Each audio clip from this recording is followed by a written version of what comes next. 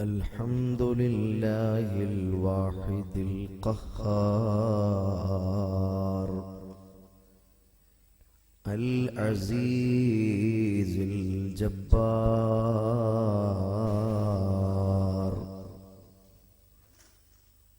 مكبر الليل على النهار تذكرة لأولي القلوب والأبصار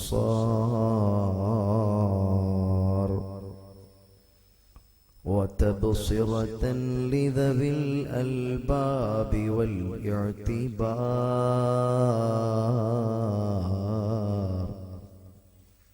والصلاة والسلام على سيد الأنبياء والمرسلين وعلى آله وأصحابه وأهل بيته وأتباعه وأنصاره وأشياعه إلى يوم الدين. أما بعد، أعوذ بالله من الشيطان الرجيم. بسم الله الرحمن الرحيم.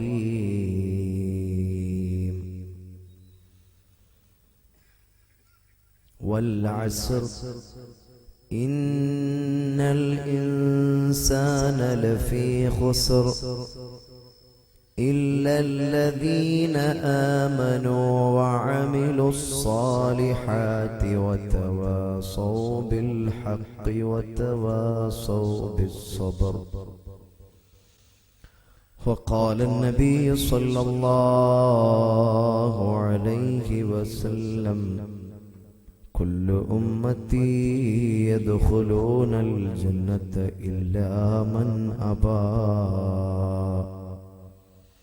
قيل: ومن أبى يا رسول الله؟ فقال صلى الله عليه وسلم: من أطاعني دخل الجنة ومن عصاني فقد أبى. يا رب بالمصطفى بلغ مقاصدنا واغفر لنا ما مضى يا واسع الكرم. قادری کر قادری رکھ قادریوں میں مٹا.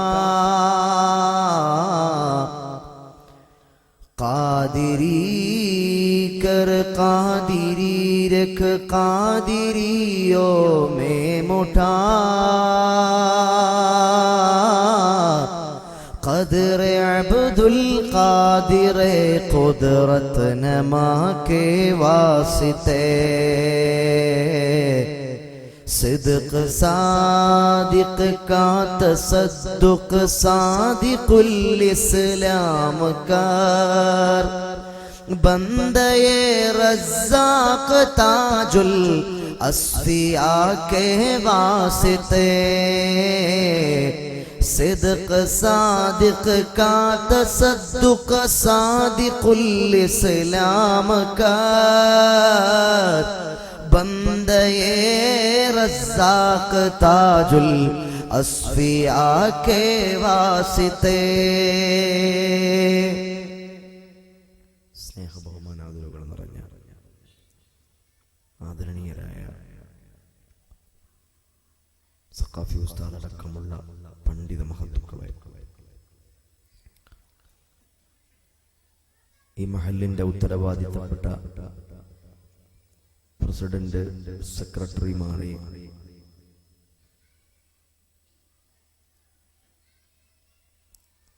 ഈ നല്ല മജ്‌ലിസിൽ വന്നെത്തിയ നല്ലവരായ മുഅ്മിനുകളെ, മുഅ്മിനാത്തുകളെ, എനിക്ക് ഏറ്റവും പ്രിയപ്പെട്ട എൻ്റെ മുത്തഅല്ലിം സുഹൃത്തുക്കളെ, അസ്സലാമു അലൈക്കും വറഹ്മത്തുള്ളാഹി വബറകാതുഹു. അല്ലാഹു റബ്ബുൽ ഇസ്സത്ത് സാധുക്കളായ നമ്മുടെ ഈ സംഗമം അവന്റെ അടുക്കൽ പൊരുത്തമുള്ള നല്ല ഒരു സംഗമമായി നമ്മിൽ നിന്ന് കബൂലാക്കുമാറാകട്ടെ.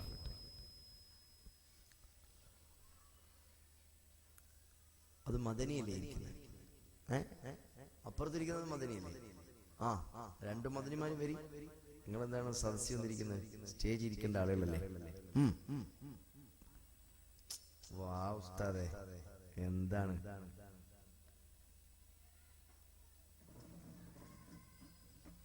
നമ്മളെ കൂടെ പഠിച്ച ആളുകളാണ്, സീനിയേഴ്സാണ്, ഒപ്പം പഠിച്ച ആളാണ്.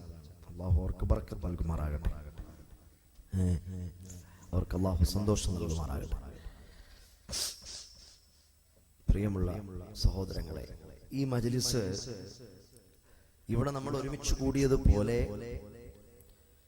നമ്മുടെ പ്രിയപ്പെട്ട ഉമ്മവാപ്പമാർ, നമ്മുടെ ഉസ്താദുമാർ, ഭാര്യ, മക്കൾ, ബന്ധുമിത്രാദികൾ, സ്നേഹജനങ്ങൾ, സഹപാഠി സുഹൃത്തുക്കൾ, സഹകാരികൾ, ഭക്ഷണം തന്നവർ, ദുആ വസിയത്ത് ചെയ്തവർ, നമ്മുടെ സ്ഥാപനങ്ങളെയും സംരംഭങ്ങളെയും സംഗമങ്ങളെയും സഹായിക്കുന്നവർ, നമ്മുടെ മജ്ലിസുകളിൽ ഒരുമിച്ച് കൂടുന്നവർ, നമ്മൾ മജ്ലിസുകളിൽ ചോദിക്കുമ്പോൾ നൽകുന്നവർ, ഇന്നുവരെ ഏതെല്ലാം സദസ്സിൽ പോയപ്പോൾ ആരോടെല്ലാം എന്തൊക്കെ ആവശ്യങ്ങൾ പറഞ്ഞപ്പോൾ ആരൊക്കെ തന്നോ, ആരൊക്കെ സഹകരിച്ചോ, അവരൊക്കെയും ഇന്ന് ഈ മജ്ലിസിന്റെ കൂടി പ്രതിഫലം ബറക്കത്തായ ഈ മജ്ലിസ് കൊണ്ട് അവർക്കും എല്ലാവർക്കും അല്ലാഹു പുറത്തു കൊടുക്കുമാറാകട്ടെ. ഇരുലോകത്തും സ്വർഗവും സന്തോഷവും പ്രദാനം ചെയ്യുമാറാകട്ടെ. നമ്മിൽ നിന്ന് മരണപ്പെട്ട് ഖബറിന്റെ ഏകാന്തതകളിൽ ആരുമാരും കൂട്ടിനില്ലാതെ ഒറ്റയ്ക്ക് കഴിയുന്ന നമ്മുടെ മുൻഗാമികളുടെ ഖബറുകളെ അല്ലാഹു സ്വർഗമാക്കി മാറ്റി നേരം പോക്കിനു വേണ്ടി നമ്മുടെ ഈ സദസ്സ് അവരുടെ ഖബറുകളിൽ അല്ലാഹു കാണിച്ച് അവർക്ക് സന്തോഷം പ്രദാനം ചെയ്യുകയും ചെയ്യുമാറാകട്ടെ. പ്രിയമുള്ള സഹോദരങ്ങളെ, ഈ മാസം മഹാന്മാരായ ഔലിയാക്കളുടെ മാസമാണ്. ഔലിയാക്കളിൽ പ്രധാനിയായ അബ്ദുൽ ഖാദിർ ജീലാനി ഖദ്ദസല്ലാഹു സിർറഹുൽ അസീസ് എല്ലാ അർത്ഥത്തിലും ഔലിയാക്കളുടെ ലോകത്ത് രാജാവായി വാഴുന്ന മഹാനാണ് അബ്ദുൽ ഖാദിർ ജീലാനി ഖദ്ദസല്ലാഹു സിർറഹുൽ അസീസ്. നമുക്കൊക്കെ നമ്മുടെ ഈ ജീവിതത്തിനൊരു ലക്ഷ്യമുണ്ട്, ഒരു എയിം. നമ്മുടെ ജീവിതത്തിനൊക്കെ ഒരു ധാരണയുണ്ട്, ഒരു കൺസെപ്റ്റ്. ശരിക്ക് മംഗളൂരിൽ ഇവിടെ ഈ സ്ഥലത്ത് ഈ രാത്രി നമ്മൾ ഒരുമിച്ച് കൂടണമെന്ന്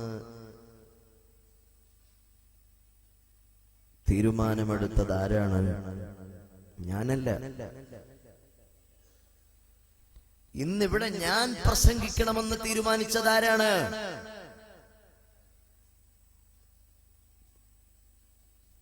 സഹോദരങ്ങളെ, നിങ്ങളുടെ ജന്മസ്ഥലം ഇവിടെയാണ്, എന്റെ ജന്മസ്ഥലം ഇവിടെയല്ല. ഇവിടെ നിന്ന് ഏകദേശം 600-700 കിലോമീറ്റർ അപ്പുറം കേരളത്തിന്റെ അങ്ങേയറ്റത്ത് തിരുവനന്തപുരം ജില്ലയിലാണ്. ഞാൻ അവിടെ ജനിക്കണമെന്ന് കണക്ക് കൂട്ടിയത് ആരാണ്? എന്റെ ആകൃതി, എന്റെ ഈ ബോഡി ഷേപ്പ്, അത് ക്രിയേറ്റ് ചെയ്തത് ആരാണ്? ഞാനല്ല. എന്റെ നിറം, എന്റെ ആകൃതി, എന്റെ സംസാര വൈഭവം, എന്റെ കണ്ണ്, എന്റെ കാത്, എന്റെ കൈ, എന്റെ കാല്, ഇതെല്ലാം രൂപകൽപ്പന ചെയ്തത് ആരാണ്? അല്ലാഹു റബ്ബുൽ ആലമീൻ. നിങ്ങൾ അറിയുമോ അബുൽ ഫക്കീർ ജൈനുൽ ആബ്ദീൻ അബ്ദുൽ കലാമിനെ? ആരാണ് the missile man of India? ഇന്ത്യയിലെ മിസൈൽ മനുഷ്യൻ എന്ന് വാഴ്ത്തപ്പെടുന്ന മോഹൻദാസ് കരംചന്ദ് ഗാന്ധിക്ക് ശേഷം ഇന്ത്യ കണ്ട ഏറ്റവും വലിയ അഭൂതപൂർവമായ ഒരു ജന്മമാണ് APJ അബ്ദുൽ കലാമിന്റേത്. ഒരേ സമയത്ത് 3 മേഖലകൾ അദ്ദേഹം ഒരുപോലെ കൈകാര്യം ചെയ്തു. ഡിഫൻസ് ഫോഴ്സ്, പ്രതിരോധ വകുപ്പ്, അദ്ദേഹം രാഷ്ട്രപതിയായിരുന്നു. അതേസമയം അദ്ദേഹം സയന്റിസ്റ്റ് ആയിരുന്നു. ഇങ്ങനെ 3 കാര്യങ്ങൾ ഒരേ സമയത്ത് കൈകാര്യം ചെയ്ത മറ്റൊരു മനുഷ്യനെ സ്വതന്ത്ര ഇന്ത്യ കണ്ടിട്ടില്ല. അത്രമേൽ ജീനിയസായ, അത്രമേൽ ബുദ്ധിമാനായ സർ APJ അബ്ദുൽ കലാം. അദ്ദേഹം ജനിച്ചത് തമിഴ്നാട്ടിലെ രാമനാഥപുരത്താണ്. എന്നാൽ അബ്ദുൽ കലാം അല്ല. രാമനാഥപുരത്ത് അബ്ദുൽ കലാം ജനിക്കണമെന്ന് തീരുമാനിച്ചത് അബ്ദുൽ കലാം അല്ല. ഈ അടുത്ത സമയത്ത് ഷിലോങ്ങിൽ വെച്ചൊരു സെമിനാറിൽ പങ്കെടുത്തുകൊണ്ടിരിക്കുമ്പോഴാണ് അബ്ദുൽ കലാം സദസ്സിൽ കുഴഞ്ഞു വീണു മരണപ്പെടുന്നത്. ഷില്ലോങ്ങിൽ വെച്ച് മരിക്കണമെന്ന് കാൽക്കുലേറ്റ് ചെയ്തത് അബ്ദുൽ കലാം അല്ല. സഹോദരങ്ങളെ, അപ്പോ ഒരു മനുഷ്യൻ എത്ര ബുദ്ധിമാനായാലും, എത്ര കഴിവുള്ളവനായാലും, എത്ര സാമ്പത്തികമായ മേൽക്കോയ്മയിലുള്ളയാളായാലും, എത്ര അതിബുദ്ധിമാനായാലും, അവന്റെ വിഷയങ്ങളിലെല്ലാം അവന് തീരുമാനമെടുക്കാൻ യോഗ്യതയില്ല, അർഹതയില്ല, കഴിവില്ല. അബ്ദുൽ കലാം നിസ്സാരനായ മനുഷ്യനാണോ? അല്ല. ഭൂമിയിൽ നിന്ന് 22 കോടി കിലോമീറ്റർ അകലെ സ്ഥിതി ചെയ്യുന്ന ചൊവ്വയിലേക്ക് ബംഗളൂരിലെ സതീഷ് ധവാൻ സ്പേസ് സെന്ററിൽ നിന്ന് ഒരു പേടകം പറന്നു പോകുകയുണ്ടായി. മംഗൾയാൻ, മാർസ് ഓർബിറ്റൽ മിഷൻ എന്ന പേരുള്ള മംഗൾയാൻ ഭൂമിയിൽ നിന്ന് 22 കോടി കിലോമീറ്റർ അകലെ സ്ഥിതി ചെയ്യുന്ന ചൊവ്വയെ ലക്ഷ്യമാക്കി പറന്നുയരുമ്പോൾ അതിന്റെ പിന്നിൽ പ്രവർത്തിച്ച ബ്രെയിൻ, അതും നിർണായകമായ ബ്രെയിൻ അബ്ദുൽ കലാമിന്റേതുണ്ടായിരുന്നു. അത്രമേൽ വലിയ മനുഷ്യനാണ്. പക്ഷേ അദ്ദേഹത്തിന്റെ ജന്മം, അദ്ദേഹത്തിന്റെ മരണം, അത് കണക്കുകൂട്ടാനോ നിശ്ചയിക്കാനോ നിർണയിക്കാനോ അദ്ദേഹത്തിന് യാതൊരു റോളും ഉണ്ടായില്ല. അദ്ദേഹത്തിന് യാതൊരു റോളും ഉണ്ടായില്ല. ഇത് ഒരു മനുഷ്യന്റെ കാര്യമല്ല, ലോകത്തുള്ള മുഴുവൻ മനുഷ്യരുടെയും കാര്യം ഇങ്ങനെയാണ്. ഈ അടുത്ത സമയത്ത് മദ്രാസ്, ഇന്ത്യ രാജ്യത്തെ 3 മെട്രോപൊളിറ്റിക്കൽ സിറ്റികളിൽ ഒന്നാണ് മദ്രാസ്. ഒന്ന് ബോംബെയാണ്, മറ്റൊന്ന് കൊൽക്കട്ടയാണ്, മറ്റൊന്ന് ചെന്നൈ എന്ന മദ്രാസ് ആണ്. ആ മദ്രാസിൽ ആകാശ ലോകത്ത് നിന്ന് മഴപ്രവാഹങ്ങൾ വർഷിച്ചു.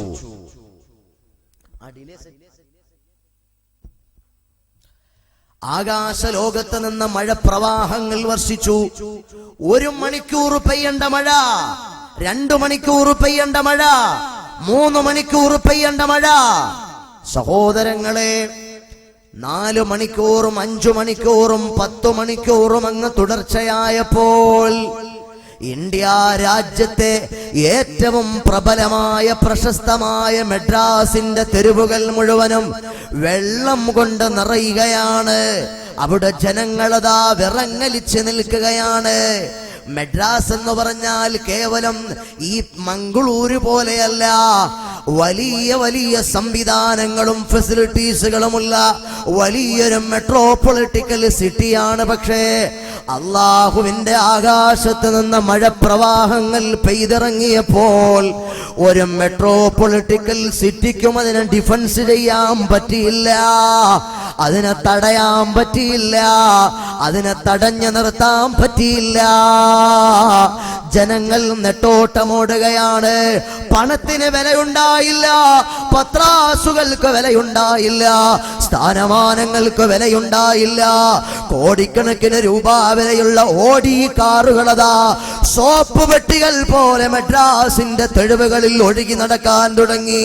മെഴ്സിഡീസ് ബെൻസ് കാറുകൾ അതാ മെഡ്രാസിന്റെ തെരുവുകളിൽ സോപ്പ് പെട്ടികൾ പോലെ ഒഴുകി നടക്കുകയാണ്. അവിടെ ആളുകൾക്കൊന്ന് ബെൻസ് വേണ്ട, ആളുകൾക്കൊന്ന് ഓടി കാറുകൾ വേണ്ട, ആളുകൾക്ക് കറൻസികളുടെ കെട്ടുകൾ വേണ്ട, കോടികൾ വേണ്ട. ആളുകൾക്ക് വേണ്ടത് വെള്ളമായിരുന്നു, കുടിക്കാൻ ഒരൽപ്പം ശുദ്ധജലം. ആളുകൾക്ക് വേണ്ടത് ഭക്ഷണമായിരുന്നു, കഴിക്കാൻ ഒരൽപ്പം വെള്ളം.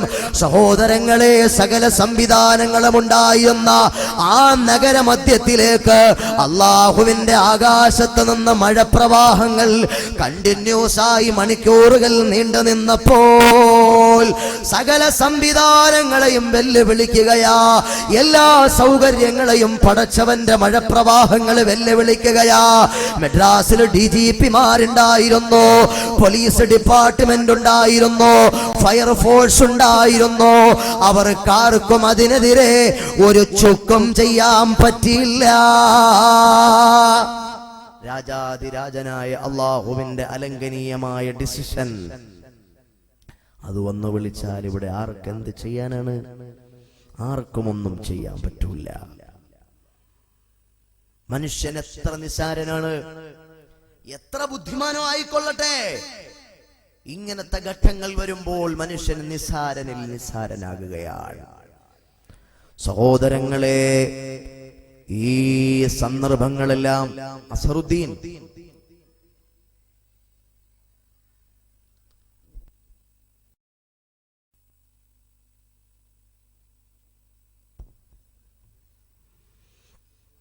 ആലോചിച്ച് നോക്ക് സഹോദരങ്ങളെ. അള്ളാഹുവിന്റെ ഔലിയാക്കൾ നമ്മൾ ഓരോരുത്തരും ഗൗരവത്തോടെ ചിന്തിക്കാൻ വേണ്ടി പറയുകയാണ്. അള്ളാഹുവിന്റെ ലോകം, ആ അള്ളാഹുവിന്റെ ലോകത്തിലേക്ക് ഇത്തരം ഡിസാസ്റ്ററുകൾ വരുമ്പോൾ ഞാൻ ചിന്തിക്കേണ്ടത്, പടച്ചവനെ, ഇതെന്തൊരു ദുനിയാവാണ്. എനിക്ക് രാവിലെ ആകുന്നോ വൈകുന്നേരമാകുന്നോ,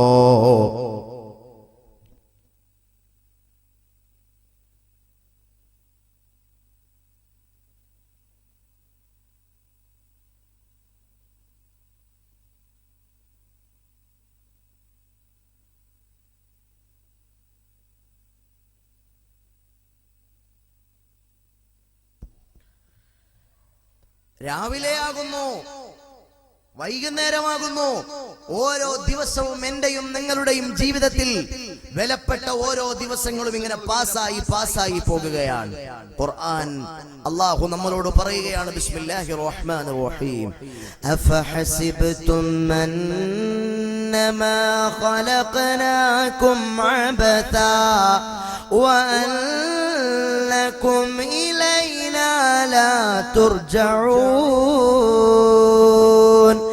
أفحسبتم أنما خلقناكم عبثا وأنكم إلينا لا ترجعون. മനുഷ്യരേ, നിങ്ങൾ എന്തു ചിന്തിക്കുന്നു? നിങ്ങളെ ജീവിതം അല്ലാഹു വെറുതെ അങ്ങ് ജീവിപ്പിച്ചതാണെന്ന്. അല്ലാഹു നമുക്ക് ജീവിതം തന്നത് അത് വെറുതെയാണെന്ന് നമ്മൾ കാൽക്കുലേറ്റ് ചെയ്യുന്നു. അല്ലാഹു വെറുതെയല്ല ജീവിതം തന്നത്. അത് കള്ളു കുടിക്കാനല്ല, പെണ്ണ് പിടിക്കാനല്ല, ചൂത് കളിക്കാനല്ല, പലിശ ഇടപാട് നടത്താനല്ല. അല്ലാഹുവിന്റെ പള്ളിയുടെ മിനാരത്തിൽ നിന്ന് ഹയ്യ അലസ്സലാ,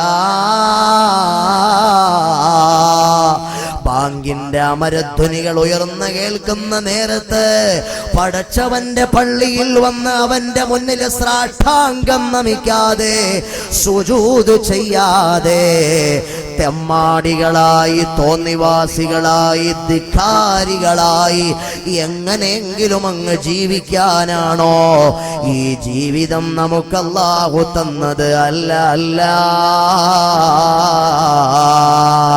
ജനങ്ങളെ, നിങ്ങൾ കരുതി ജീവിക്കണേ. 5 നേരം കൃത്യമായി നിസ്കാരം പാലിച്ച് അല്ലാഹുവിനെ പേടിച്ച് എല്ലാ സുഹൃതങ്ങളും അനുഷ്ഠിച്ച് തിന്മയുടെ വഴികളിൽ നിന്ന് പരിപൂർണമായും വിട്ടുനിന്ന് നന്മയുടെ പാതയോരങ്ങളിലൂടെ മാത്രം നിങ്ങൾ യാത്ര ചെയ്യണേ. ആ മാർഗമാണ് മഹാനായ താജുൽ ഉലമാ സയ്യിദ് അബ്ദുർ റഹ്മാൻ അൽ ബുഖാരി ഉള്ളാള് തങ്ങൾ നമുക്ക് മുന്നിൽ തുറന്നു തന്ന മാർഗം. പോരാ അബ്ദുൽ ഖാദിറുൽ ജീലാനി മഹാനവറുകൾ നമുക്ക് വേണ്ടി തുറന്നു തന്ന മാർഗം. ആ മാർഗത്തിലായി സഞ്ചരിക്കാതെ ഈ ദുനിയാവിലെ ജീവിതം നമുക്ക് പരാജയമാണ്. ദുനിയാവിലെ ജീവിതം നമുക്ക് നഷ്ടമാണ്. ഇന്നല്ലെങ്കിൽ നാളെ എൻ്റെ എല്ലാം വലിച്ചെറിഞ്ഞ് ഞാനൊരു യാത്ര പോകേണ്ടതുണ്ട്. അവിടെ എനിക്ക് സ്ഥാനമാനങ്ങൾ ഉണ്ടാകില്ല. അവിടെ എനിക്ക് പണം ഉപകാരം ചെയ്യില്ല. അവിടെ എനിക്ക് എൻ്റെ സമ്പത്തിനെ രക്ഷപ്പെടുത്തൂല.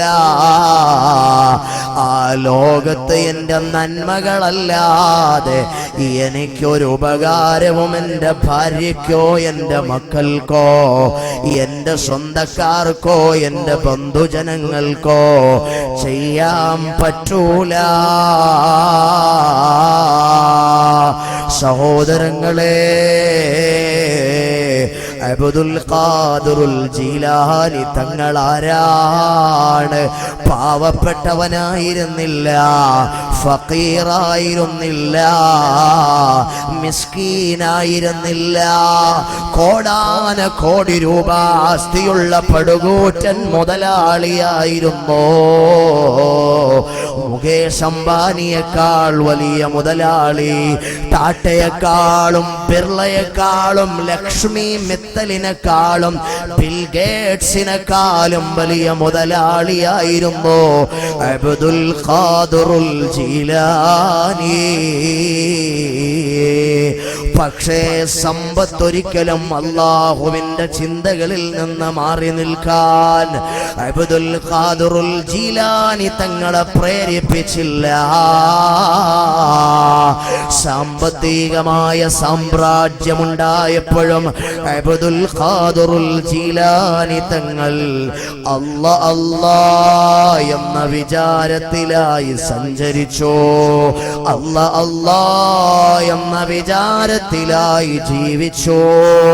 അതല്ലാത്തൊരു വിചാരത്തിൽ അവിടുത്തെ ജീവിതത്തിന്റെ ഒരു സെക്കൻഡ് സമയം സഹോദരാ അവിടുന്ന് വിനിയോഗിച്ചില്ല. ഞാനങ്ങനെയല്ല, നമ്മളങ്ങനെയല്ല.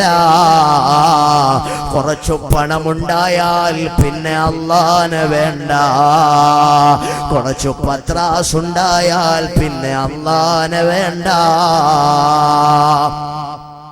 എത്ര ആളുകളാണ് അങ്ങനെ ജീവിക്കുന്നത്? സാമ്പത്തികമായ എക്കണോമിക് ബാക്ക്ഗ്രൗണ്ടുകൾ ഉണ്ടാകുമ്പോൾ പിന്നെ അവർ അല്ലാഹുവിനെ മറന്നു പോകുകയാണ്. സഹോദരങ്ങളെ, അങ്ങനെയായാൽ എത്ര വലിയ ഹതഭാഗ്യമാണ് നമ്മുടെ ജീവിതം. സുഖസൗകര്യങ്ങൾ അധികരിക്കും തോറും അല്ലാഹുവിലേക്ക് ഖൽബുകൾ അധികരിക്കണം. അത് മുഅ്മിനിന്റെ ലക്ഷണമാണ്. എന്നാൽ മുനാഫിഖിന്റെ ലക്ഷണം അങ്ങനെയല്ല. പണമുണ്ടായാൽ പിന്നെ അവൻ അല്ലാഹനെ വേണ്ട. ആപത്ത് വരുമ്പോ മാത്രം വിളിക്കും പടച്ചോനെ. അവന് രോഗം വന്നാൽ അവൻ ഓടി വരും, തങ്ങളുപ്പാപ്പാ രക്ഷപ്പെടുത്തണേ.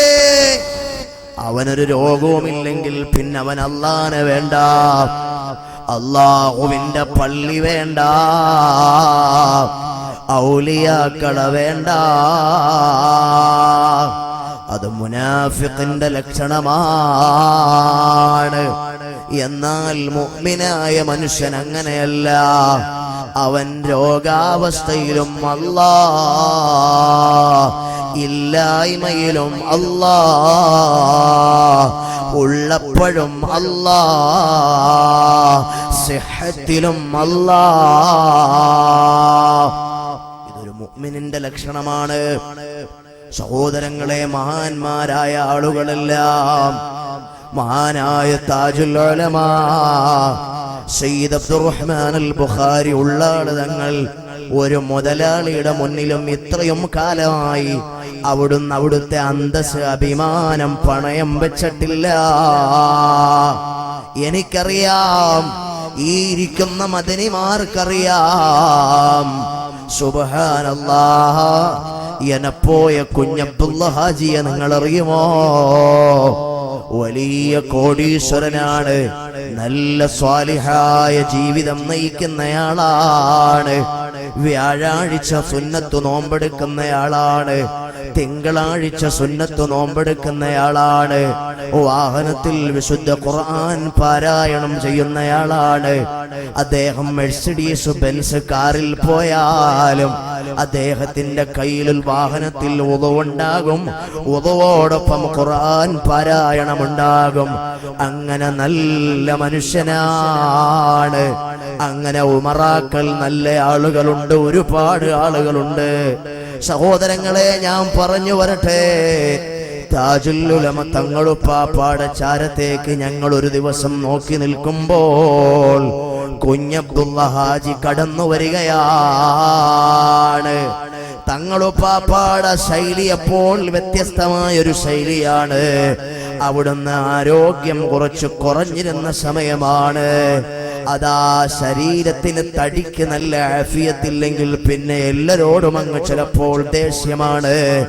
അതാ കുഞ്ഞബ്ദുള്ള ഹാജി കടന്നു വരുന്നു.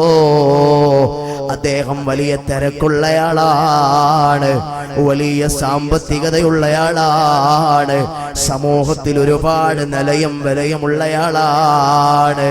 തങ്ങളുപ്പാപ്പ അദ്ദേഹത്തെ ആട്ടുകയാണ്. സഹോദരങ്ങളെ, ഞാൻ എൻ്റെ കണ്ണുകൾ കൊണ്ട് കണ്ടതാണ്. അനുസരണയുള്ളൊരു മുത്തഅല്ലിമ് ഉസ്താദ് ദേഷ്യപ്പെടുന്ന സമയത്ത് എങ്ങനെയാണോ പുറത്തിറങ്ങി മാറി നിൽക്കുന്നത്, കാത്തു നിൽക്കുന്നത്, ഉസ്താദിന്റെ വിളി കാത്തു നിൽക്കുന്നത് പ്രകാരമാണോ, അപ്രകാരം അതാ ഉള്ളാളത്തെ ശൈഖുനയുടെ വാതിലിന്റെ ചാരത്ത് കുഞ്ഞബ്ദുള്ള ഹാജി കാത്തു നിൽക്കുകയാണ്. അദ്ദേഹം അവിടുന്ന്, ഞാനിങ്ങനെ വന്നപ്പോ അദ്ദേഹം എന്നെ പുറത്താക്കി നിർത്തിയല്ലോ എന്ന് പറഞ്ഞങ്ങ് തിരിച്ചു പോയില്ല. അത് മുനാഫിഖിന്റെ ലക്ഷണമാണ്, ധിക്കാരികളുടെ ലക്ഷണമാണ്. അദ്ദേഹത്തിന് പണമുണ്ട്, അദ്ദേഹത്തിന് പത്രാസുണ്ട്, അദ്ദേഹത്തിന് എല്ലാ സൗകര്യങ്ങളുമുണ്ട്. പക്ഷേ അദ്ദേഹത്തിന്റെ ഖൽബിൽ ആലിമീങ്ങളോടും സാദാത്തുക്കളോടും അങ്ങേയറ്റത്തെ ബഹുമാനമാണ്, ആദരമാണ്. താജുൽ ഉലമയോട് വിശേഷിച്ചു വളരെ സ്നേഹമാണ്. കുറെ നേരം കഴിഞ്ഞ് ശൈഖുന നല്ല ഹറാറത്തിന്റെ ടൈമെല്ലാം മാറുകയാണ്.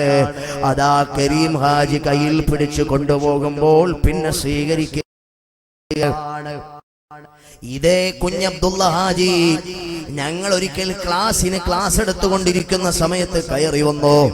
എന്തൊരു സ്വീകരണമായിരുന്നു! ഇരുന്നോളി, നിങ്ങൾ തലയണയെടുത്ത്, ശൈഖുനയുടെ തലയണയെടുത്ത് കയ്യിൽ കൊടുത്തിട്ട് നിങ്ങൾ കൈ അതിൽ ചാരി വെച്ചിട്ട് നിങ്ങൾ കാല് നിവർത്തിയിരുന്നോളീൻ എന്ന് പറഞ്ഞ് വളരെ ബഹുമാന പുരസ്സരം അദ്ദേഹത്തോട് പെരുമാറുകയാണ്. സഹോദരങ്ങളെ, അള്ളാഹുവിന്റെ ദീനിനെ സ്നേഹിക്കുകയും അള്ളാഹുവിന്റെ ദീനിന് വേണ്ടി എല്ലാ ഒത്താശകളും ചെയ്യുകയും ചെയ്യുന്ന മുതലാളിമാർ, അവർ ഔലിയാക്കളുടെ പ്രീതി കരസ്ഥമാക്കിയവരാണ്. അവരതുകൊണ്ട് തന്നെ വിജയിച്ച ആളുകളാണ്. കണ്ടില്ലേ, താജുൽ ഉലമ തങ്ങളുപ്പാപ്പാടെ ജീവിതം തുടങ്ങുന്നത് അതാ സുബഹിക്ക് ബാങ്ക് വിളിക്കുന്നതിന് മുമ്പേ 3 മണിക്കാണ് അവിടുന്ന് ഉണരുകയാണ്. വിശുദ്ധ ഖുർആൻ എടുത്ത് സുദീർഘമായി പാരായണം ചെയ്യുകയാണ്. സുബഹി ബാങ്ക് വിളിക്കുന്നതിന് തൊട്ടു മുമ്പ് പള്ളിയിലേക്ക് കടന്നു പോകുകയാണ്. പള്ളിയിൽ കയറി തഹിയ്യത്തിന്റെ 2 റക്അത്ത് നിസ്കരിക്കുമ്പോഴേക്ക് സുബഹിയുടെ ബാങ്ക് മുഴങ്ങുകയാണ്. എന്റെ ജീവിതത്തിൽ തഹിയ്യത്തുണ്ടോ? നമ്മുടെ ജീവിതത്തിൽ തഹിയ്യത്തുണ്ടോ? അതാലോചിക്കട്ടെ. 97 വയസ്സ് പ്രായമുള്ള താജുൽ ഉലമയുടെ ജീവിതത്തിൽ അപ്പോഴും തഹിയ്യത്തുണ്ടായിരുന്നോ? സഹോദരങ്ങളെ, തടിക്കൊരൽപ്പം ആഫിയത്തുണ്ടെങ്കിൽ അവിടുന്ന് ഒറ്റ ജമാഅത്തും മുടക്കാറില്ല. അതാ ജമാഅത്തിന് ഇമാമിന്റെ പിന്നിൽ വലതുഭാഗത്ത് അവിടുന്ന് ഏറ്റവും അഫ്ളലായ സ്ഥലത്ത് അവിടുന്ന് ഇരിക്കുകയാണ്. സുന്നത്ത് നിസ്കാരം നിർവഹിച്ച് ജമാഅത്ത് പ്രതീക്ഷിച്ചിരിക്കുകയാണ്. നമ്മൾ ജമാഅത്ത് പ്രതീക്ഷിച്ചിരിക്കാറുണ്ടോ? നമ്മൾ മസ്ബൂഖായിട്ട് ജമാഅത്തിൽ പിന്തി തുടരാറുണ്ടെന്നതല്ലാതെ നമ്മളാരും ജമാഅത്ത് പ്രതീക്ഷിച്ചിരിക്കാറില്ല. 97 വയസ്സ് പ്രായമുള്ളപ്പോഴും താജുൽ ഉലമാ സയ്യിദ് അബ്ദുറഹ്മാൻ അൽ ബുഖാരി ഉള്ളാട് തങ്ങൾ നവ്വറല്ലാഹു മർഖദഹു അവിടുന്ന് ജമാഅത്തിനെ പ്രതീക്ഷിച്ചിരിക്കുമായിരുന്നു. ഇങ്ങനെ ജീവിതം കൊണ്ട് വല്ലാത്ത ഇബാദത്ത്. അവിടുത്തെ ദുആയിൽ പറയുന്ന ഒരുപാട് തരീഖത്തുകളെ കാണാം. റിഫാഇയ, നഖ്ശബന്ദിയ, സുഹ്റവർദിയ, ഷാദുലിയ, ഹദ്ദാദിയ, ഹമദാനിയ, തബഖാതിയ, അലവാനിയ, നിളാമിയ, ശത്താരിയ, ശർആവിയ, കുബ്രാവിയ, ജലാലിയ, ഖലന്ദരിയ, ഖാഹിരിയ, അക്ബരിയ, അലവിയ, ഇങ്ങനെ ധാരാളം തരീഖത്തുകൾ, ഏകദേശം 23ഓ 24ഓ തരീഖത്തുകൾ ഇങ്ങനെ എണ്ണി പറയുന്നത് കേൾക്കാം. സഹോദരങ്ങളെ, ആ ത്വരീഖത്തുകളുടെ ആധികാരികമായ ഔറാദുകൾ മുഴുവനും ആ ജീവിതത്തിൽ അവിടുന്ന് ചൊല്ലി പൂർത്തിയാക്കുമായിരുന്നു. ഞാൻ എന്തു ചെയ്തു? അല്ലാഹു എനിക്ക് ഔദാര്യമായി തന്ന ഈ ആരോഗ്യമുള്ള ജീവിതത്തിൽ ഞാൻ എത്ര ഖുർആൻ ഓതി. മഹാന്മാരെ അനുസ്മരിക്കുമ്പോൾ ഈ പ്രസംഗിക്കുന്ന ഞാൻ ആലോചിക്കട്ടെ, ഞാൻ എത്ര ഖുർആൻ ഓതി. എന്റെ ശബ്ദം കേൾക്കുന്ന ജനങ്ങളെ, എത്രയാണ് നിങ്ങളും ഞാനും വിത്ർ നിസ്കരിച്ചത്? താജുൽ ഉലമ വിത്ർ നിസ്കാരം കറക്റ്റാണ്. അതും നിന്നിട്ടാണ് നിസ്കരിക്കുക. അതാ ഞങ്ങൾ ഒരിക്കൽ ക്ലാസ്സിൽ ഇങ്ങനെ ഇരിക്കുമ്പോൾ കാലിന്റെ ഭാഗത്ത് ചെറിയൊരു മുറിവ് കാണുകയാണ്. ഞാൻ ചോദിച്ചു, അല്ല തങ്ങളുപ്പാപ്പാ, ശൈഖുനാടെ കാലിൽ ചെറിയ മുറിവ് കണ്ടല്ലോ, അതെന്താണ്? അത് ഇന്നലെ രാത്രി എപ്പോഴോ നിസ്കരിക്കാൻ എഴുന്നേറ്റപ്പോൾ എവിടെയോ കാല് തട്ടി വീണതാടാ. അതാദ്യമൊക്കെ വേദനിച്ചു, പിന്നെ ഞാനത് മന്ത്രിച്ചങ്ങൂതി മാറ്റി എന്ന് സിമ്പിളായിട്ട് പറയുകയാണ്. 97 വയസ്സുള്ളപ്പോഴും പാതിരാത്രി സമയത്ത് പഠിച്ചവനെ ഓർത്ത് തഹജ്ജുദ് നിസ്കരിക്കുമായിരുന്നു ശൈഖുനാ. ഖാദിമായ കരീം ഹാജിയെ വിളിച്ചുണർത്താതെ എഴുന്നേറ്റ് പോകുമ്പോഴാണ് എവിടെയൊക്കെയോ കാല് തട്ടി വീണു പോകുന്നത്. അതാ അവൻ ഉറങ്ങുന്നെങ്കിൽ ഉറങ്ങട്ടെ എന്ന ഭാവത്തിൽ ആരെയും ശല്യപ്പെടുത്താതെ ഏകനായ റബ്ബിലേക്ക് പാതിരാത്രിയുടെ യാമങ്ങൾ മുഴുവനും ചെലവഴിക്കുന്ന മഹാനാണ്. സഹോദരാ, എന്റെ ജീവിതത്തിൽ ഞാൻ എത്ര തഹജ്ജുദ് നിസ്കരിച്ചോ? നമ്മുടെ ജീവിതത്തിൽ നമ്മൾ എത്ര തഹജ്ജുദ് നിസ്കരിച്ചോ? മഹാന്മാരെ പറയുമ്പോൾ നമ്മൾ നമ്മളോട് ചോദിക്കണം. നമ്മൾ അവനവനോട് ആത്മവിചാരണ നടത്തണം. ആരാണ് മുഅ്മിനീങ്ങൾ? അവര് പാതിരാത്രികളിൽ എഴുന്നേറ്റ് പടച്ചവന്റെ ദർബാറിലേക്ക് നിസ്കരിക്കുന്നവരല്ലേ? നമ്മളങ്ങനെ ചെയ്യാറുണ്ടോ? ഇല്ല. നമുക്കെത്ര വയസ്സായി? എനിക്കിന്ന് 28 വയസ്സ് പ്രായമായി. ഈ സദസ്സിൽ 25 വയസ്സുകാരില്ലേ? 50 വയസ്സുകാരില്ലേ? തഹജ്ജുദ് നിസ്കരിക്കുന്നത് എത്ര പേരാണ്? വിത്ർ പതിവാക്കിയത് എത്ര പേരാണ്? നമുക്ക് മഹാന്മാരെ ഇഷ്ടമാണ്. മഹാന്മാരുടെ പാത നമ്മൾ പിൻപറ്റാൻ നമ്മൾ പിറകോട്ടാണ്. സഹോദരങ്ങളെ, മഹാന്മാരെ ഇഷ്ടപ്പെട്ടത് കൊണ്ട് മാത്രമായില്ല. ഇഷ്ടപ്പെട്ടാൽ അതുകൊണ്ട് കൂലി കിട്ടും. ഇഷ്ടപ്പെട്ടാൽ അതുകൊണ്ട് നമ്മുടെ മഹബത്തിനനുസരിച്ച് അള്ളാഹു പ്രതിഫലം തരും. പക്ഷേ മഹാന്മാര് കാണിച്ചു തന്ന മാതൃകായോഗ്യമായൊരു വഴിയുണ്ട്. ആ വഴിയിലൂടെ ഞാൻ സഞ്ചരിക്കണം, നമ്മൾ ഓരോരുത്തരും സഞ്ചരിക്കണം. അല്ലാഹു തൗഫീഖ് തരട്ടെ.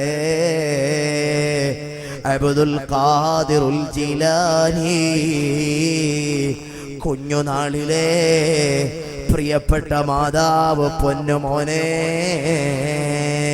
കളവ് പറയല്ലേ എന്നും മാച്ചൊന്നാരേ, കള്ളന്റെ കയ്യല് പൊന്ന് കൊടുത്തോവാർ. കളവ് പറയല്ലേ എന്നും മാച്ചൊന്നാരേ, കള്ളന്റെ കയ്യല് പൊന്ന് കൊടുത്തോവാർ. ഇന്ന് നമ്മുടെ മക്കൾ കള്ളന്മാരാകുകയാണ്. നമ്മുടെ മക്കൾ മോഷ്ടിക്കുന്നവരാകുകയാണ്. നമ്മുടെ മക്കൾ അതാ പല ഉമ്മമാര് പരാതി, പല ഉപ്പമാര് പരാതി. ഉസ്താദേ, മകന് അനുസരണയില്ല. ഇങ്ങോട്ട് വാടാന്ന് വിളിച്ചാൽ അവൻ ഇങ്ങോട്ട് വരുന്നില്ല, അവൻ അങ്ങോട്ടാണ് പോകുന്നത്. ഇതിനകത്തൊരു ജനറ്റിക്കൽ പ്രോബ്ലം ഉണ്ട്, ഒരു ജനിതക തകരാറുണ്ട് സഹോദരങ്ങളെ. എന്താണെന്നറിയുമോ? ഹബീബായ സല്ലല്ലാഹു അലൈഹി വസല്ലമ തങ്ങൾ, മുഹമ്മദ് മുസ്തഫ സല്ലല്ലാഹു അലൈഹി വസല്ലമ തങ്ങൾ പറഞ്ഞു, കുല്ലു മൗലൂദിൻ യൂലദു അലൽ ഫിത്ര വഅബവാഹു യുഹബ്ബിദാനിഹി ഔ യുനസ്സിറാനിഹി ഔ യുമജ്ജിസാനിഹി. മുഹമ്മദ് മുസ്തഫ സല്ലല്ലാഹു അലൈഹി വസല്ലമ തങ്ങൾ പറഞ്ഞു, എല്ലാ കുഞ്ഞുങ്ങളും പ്രപഞ്ചത്തിലേക്ക് പിറന്നു വീഴുന്നത് വളരെ സംശുദ്ധമായ പ്രകൃതിയിലാണ്. എല്ലാ കുഞ്ഞുങ്ങളും പ്രപഞ്ചത്തിലേക്ക് പിറന്നു വീഴുന്നത് പെർഫെക്റ്റായ നാച്ചുറലിൽ, ഏറ്റവും പെർഫെക്റ്റായ നാച്ചുറലിൽ, വളരെ സംശുദ്ധമായ പ്രകൃതിയിൽ. കുട്ടി കള്ളൂടിയനായിട്ടല്ല, പെണ്ണുപിടിയനായിട്ടല്ല. പിന്നെ അവനെ അങ്ങനെ ആക്കുന്നതാരാ? ഹബീബായ മുഹമ്മദ് മുസ്തഫ സല്ലല്ലാഹു അലൈഹി വസല്ലം തങ്ങൾ പറഞ്ഞു, മാതാപിതാക്കളാണ്. ആ ചെറിയ കുട്ടി നമ്മുടെ കയ്യിലേക്ക് വന്നപ്പോ അവന്റെ കൽബ് എങ്ങനെയായിരുന്നു? വെറും കാലിയായൊരു പാത്രമാണെന്നുള്ളതാ, വെറും കാലിയായൊരു പാത്രമാണെന്നുള്ളതാ. പാൽ നീ നിറച്ചാൽ അതിൽ വിളയും വെണ്മ, വിഷം നിറച്ചാൽ അതിൽ വിളയും തിന്മ. ഒരു ചെറിയ കുഞ്ഞിന്റെ കൽബ് അത് ഒരു ശൂന്യമായ പാത്രം പോലെ വളരെ പെർഫെക്റ്റ് ആയിരുന്നു. ഒരു വെള്ളക്കടലാസ് പോലെ വളരെ മനോഹരമായിരുന്നു. അതിലേക്ക് കള്ളം നിറച്ചു കൊടുത്തത് ആരാണ്? ഉമ്മയാണ്. അതിനകത്ത് മോശത്തരം ഇഞ്ചക്ട് ചെയ്തത് ആരാണ്? വാപ്പയാണ്. ഉമ്മമാരെ, സാധാരണഗതിയിൽ നിങ്ങൾ പറയും ചെറിയ മക്കളോട് ചെറിയ പ്രായത്തിൽ ഫോൺ വരാണ്. ആരുടെ ഫോണാ? ചെറിയ മോന്റെ അടുത്ത് വാപ്പ കൊടുത്ത്, ഈ ഫോൺ ഒന്ന് അറ്റൻഡ് ചെയ്തിട്ട് പറ, വാപ്പയോടെ ഇല്ലെന്ന് പറ, വാപ്പയോടെ ഇല്ലെന്ന് പറ. അവനെടുത്ത് വെച്ചിട്ട്, ഹലോ, ആ അബ്ദുൽ നാസറാണോ? വാപ്പ ഇവിടെ ഇല്ല, വാപ്പ എവിടെ പോയിരിക്കുക, ഔത്തിലില്ല, അബ്ബ ഔത്തിലില്ല എന്ന് പറയും. പിന്നീട് ഇവൻ വലിയ ബാങ്ക് കൊള്ള നടത്തുന്ന കള്ളനാകും. പിന്നീട് ഇവൻ ജ്വല്ലറി കൊള്ളയടിക്കുന്ന വലിയ മോഷ്ടാവാകും. വാപ്പാ, അവൻ വലിയ ജ്വല്ലറി കൊള്ള നടത്തുമ്പോഴും അവൻ ബാങ്ക് കവർച്ച നടത്തുമ്പോഴുമെല്ലാം നിങ്ങൾ ഖബറിലാണെങ്കിൽ പോലും അതിന്റെ പ്രതിഫലം നിങ്ങൾക്കും ലഭിക്കുന്നതാണ്. കാരണം നിങ്ങളാണ് അവനെ പറഞ്ഞു കൊടുത്തത്, നിങ്ങളാണ് അവനെ പഠിപ്പിച്ചത് കള്ളത്തരം. പിന്നെ ആ മകൻ എങ്ങനെ കള്ളനാകാതിരിക്കും? വാപ്പമാര് മക്കൾക്ക് അനുകരിക്കാൻ പറ്റുന്ന റോൾ മോഡലാകണം. ഉമ്മാക്ക് പറയാൻ കഴിയണം, മോനെ നീ വാപ്പായെ കണ്ടു പഠിക്ക് എന്ന ഉമ്മാക്ക് വാപ്പായെ ചൂണ്ടിക്കാണിച്ചിട്ട് മക്കളോട് അഡ്വൈസ് ചെയ്യാൻ പറ്റുന്ന ഒരു ജീവിതം വാപ്പ നയിക്കണം.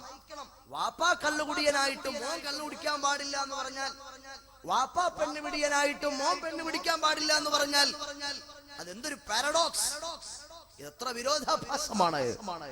സഹോദരങ്ങളെ, കണ്ടില്ലേ അബ്ദുൽ ഖാദിറുൽ ജീലാനി തങ്ങളുടെ ഉമ്മ ആ പൊന്നുമോനെ ഉപദേശിച്ചത്, മോനെ തല പോകേണ്ടി വന്നാലും കള്ളം പറയരുത്, ജീവിതത്തിൽ സത്യസന്ധത മാത്രം നീ മുറുകെ പിടിക്കണം. ആ യാത്ര എവിടെയാണ് ചെന്നെത്തിയത്? കാട്ടുകള്ളന്മാർ ഔലിയാക്കളായിട്ട് മാറുകയാണ്. കാട്ടുകള്ളന്മാരാണ് ഔലിയാക്കളായത്. അന്ന് അബ്ദുൽ ഖാദിറുൽ ജീലാനി ചെറിയ കുട്ടിയാണ്. ആ കുട്ടി പറഞ്ഞു, ഉണ്ട് നിന്റെ അടുക്കൽ എന്താടാ ഉള്ളേ?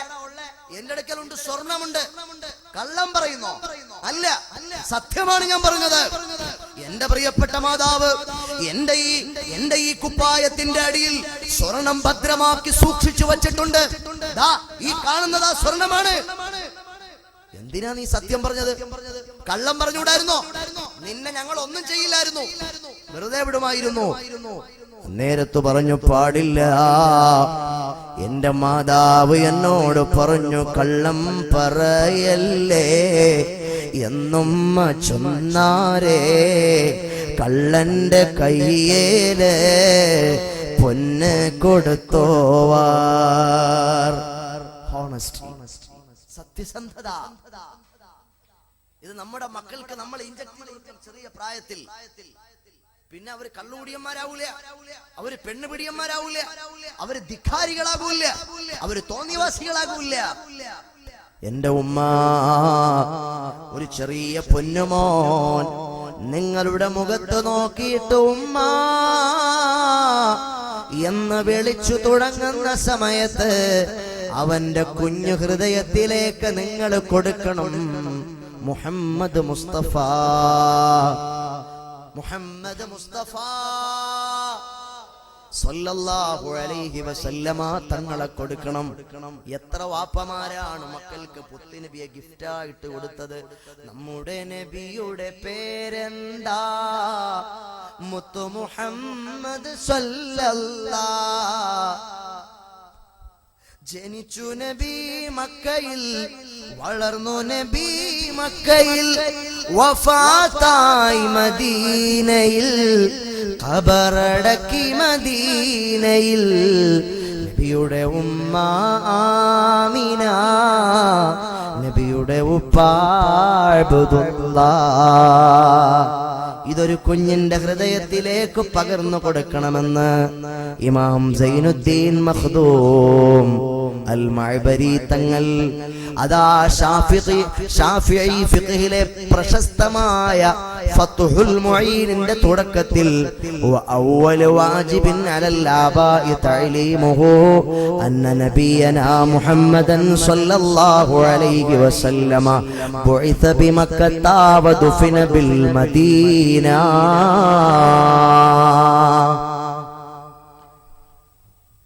എല്ലായിടത്ത് പോയാലും മാതാപിതാക്കൾക്ക് പറയാനുള്ളത് മക്കളെ പറ്റിയുള്ള പരാതികളാണ്.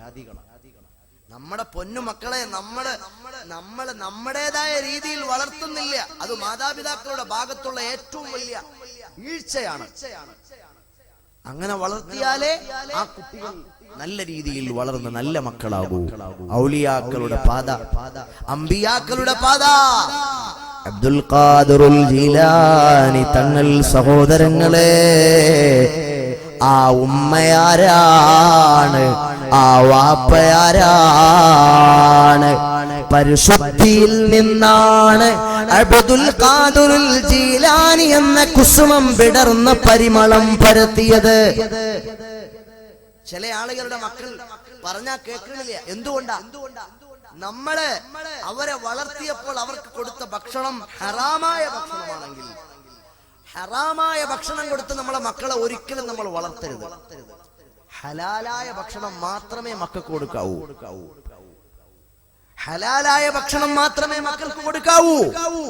ഹറാമ് കൊടുത്തു വളർത്തിയാൽ ആ മകൻ അനുസരണകെട്ട മകനാകും. ആ മകൻ ഉമ്മാനെ ധിക്കരിക്കുന്ന, വാപ്പാനെ ധിക്കരിക്കുന്ന മകനാകും. കാരണം എന്താണ്? കുല്ലു മാ നബത്ത മിനൽ ഹറാമി വന്നാറു ഔലാ ബിഹി. സഹോദരങ്ങളെ, ഹറാമിൽ നിന്ന് ഉണ്ടായി വന്നതെല്ലാം അത് നരകത്തോട് ഏറ്റവും അടുത്തതാണ്. നരകത്തോട് ഏറ്റവും അടുത്തതാണ്. നരകത്തോട് ഏറ്റവും അടുക്കാനുള്ള എളുപ്പ വഴി എന്താണ്? നരകത്തേക്ക് പോകാനുള്ള ഷോർട്ട് കട്ട് വേതാണ്? ഉമ്മാനെ ധിക്കരിക്കുക, വാപ്പാനെ ധിക്കരിക്കുക. വാപ്പാനെ ധിക്കരിക്കുക എന്ന് പറഞ്ഞാൽ, ഉമ്മാനെ ധിക്കരിക്കുക എന്ന് പറഞ്ഞാൽ, ഒരു മകൻ, ഒരു മകൾ നരകത്തിലേക്ക് പോകാൻ ഏറ്റവും എളുപ്പമുള്ള മാർഗമാണ്. നമ്മുടെ മക്കൾ, പല മക്കളും ഉമ്മാനെയും വാപ്പാനെയും ധിക്കരിക്കുകയാണ്. അവർ നരകത്തിലേക്ക് എളുപ്പം പോകാൻ ആഗ്രഹിക്കുന്നു. എത്രയോ മാതാപിതാക്കളാ മക്കളെ വളർത്തിയത് ഹറാമായ സമ്പാദ്യങ്ങൾ കൊടുത്തിട്ടാണെങ്കിൽ വാപ്പാ, മക്കള് മാത്രമല്ല നിങ്ങളും അല്ലാഹുവിന്റെ കോടതിയിൽ കുറ്റക്കാരാണ്. അതുകൊണ്ട് ഔലിയാക്കളെ സ്മരിക്കുന്ന വേദിയിൽ വന്ന ഒരുമിച്ച് കൂടിയ ഉമ്മമാരെ, വാപ്പമാരെ, ഞാൻ പറയട്ടെ, നമുക്ക് സംശുദ്ധമായൊരു ജീവിതം വേണം. ഹറാമ് നമ്മുടെ ജീവിതത്തിൽ നമ്മൾ ഭക്ഷിക്കാൻ പാടില്ല. ഇന്ന് ഏത് രംഗമെടുത്തു നോക്കിയാലും, ഏത് ബിസിനസ് എടുത്തു നോക്കിയാലും എല്ലായിടത്തും തട്ടിപ്പും വെട്ടിപ്പുമാണ്. എങ്ങനെയാണ് ലാഭമുണ്ടാക്കാൻ നോക്കുക? എല്ലാ മേഖലയും അങ്ങനെയാണ്. എങ്ങനെയാണ് ഒരാളെ കൊള്ളയടിക്കാൻ പറ്റുക? അത് വലിയ അപകടമാണ്. അബ്ദുൽ ഖാദിറുൽ ജീലാനി തങ്ങളുടെ പ്രിയപ്പെട്ട പിതാവ് അബൂ സാലിഹ് റഹിമഹുല്ലാഹ് വിശന്ന പരവശനായി ഒരു നദിക്കരയിലിരുന്ന് ഇങ്ങനെ വെള്ളം കോരി കുടിക്കുമ്പോൾ ഒരു പഴമൊഴുകി വരികയാണ്. ആ പഴമെടുത്ത് അറിയാതങ്ങ് വിശപ്പിന്റെ കാഠിന്യം കൊണ്ട് കഴിച്ചു പോയി. അതകത്ത് ചെന്നപ്പോഴാണ് ആലോചിച്ചത്, പടച്ചവനെ, ഇത് എന്റെ അധീനതയിലുള്ള പഴമല്ല, ഇതിന്റെ ഉടമസ്ഥനാരാണ്? ഓടി ഓടി ആ പഴം വന്ന വഴിയെ നദിക്കരയിലൂടെ സഞ്ചരിച്ചു പോയപ്പോൾ ഒരത്തിമരം ഇങ്ങനെ പുഴയിലേക്ക് ചാഞ്ഞു നിൽക്കുകയാണ്. അപ്പോൾ മനസ്സിലായി, ഈ അത്തിമരത്തിൽ നിന്നുമാണ് പുഴയിലേക്ക് പഴം വീണത്. ആ അത്തിമരത്തിന്റെ മുതലാളിയുടെ വീട്ടിലേക്ക് കടന്നു എന്ന് വാതിലിൽ മുട്ടി. മുതലാളി വാതിൽ ഓപ്പണാക്കിയിട്ട് ചോദിച്ചു, ആരാണ്? ഞാനൊരു വഴിയാത്രക്കാരനാണ്, അബൂ സാലിഹ് എന്നാണ് പേര്. നിങ്ങളുടെ അത്തിമരത്തിൽ നിന്നും ഒരു അത്തിക്കായ ഞാൻ ഭക്ഷിച്ചുപോയി. നിങ്ങൾ എന്നോട് പൊരുത്തപ്പെടുമോ? നിങ്ങൾ എനിക്കത് പുറത്തു തരുമോ? ഇല്ല. 2 വർഷക്കാലം എന്റെ കീഴിൽ നീ പണിയെടുക്ക്, എന്നാ നിനക്ക് ഞാൻ പൊരുത്തപ്പെട്ടു.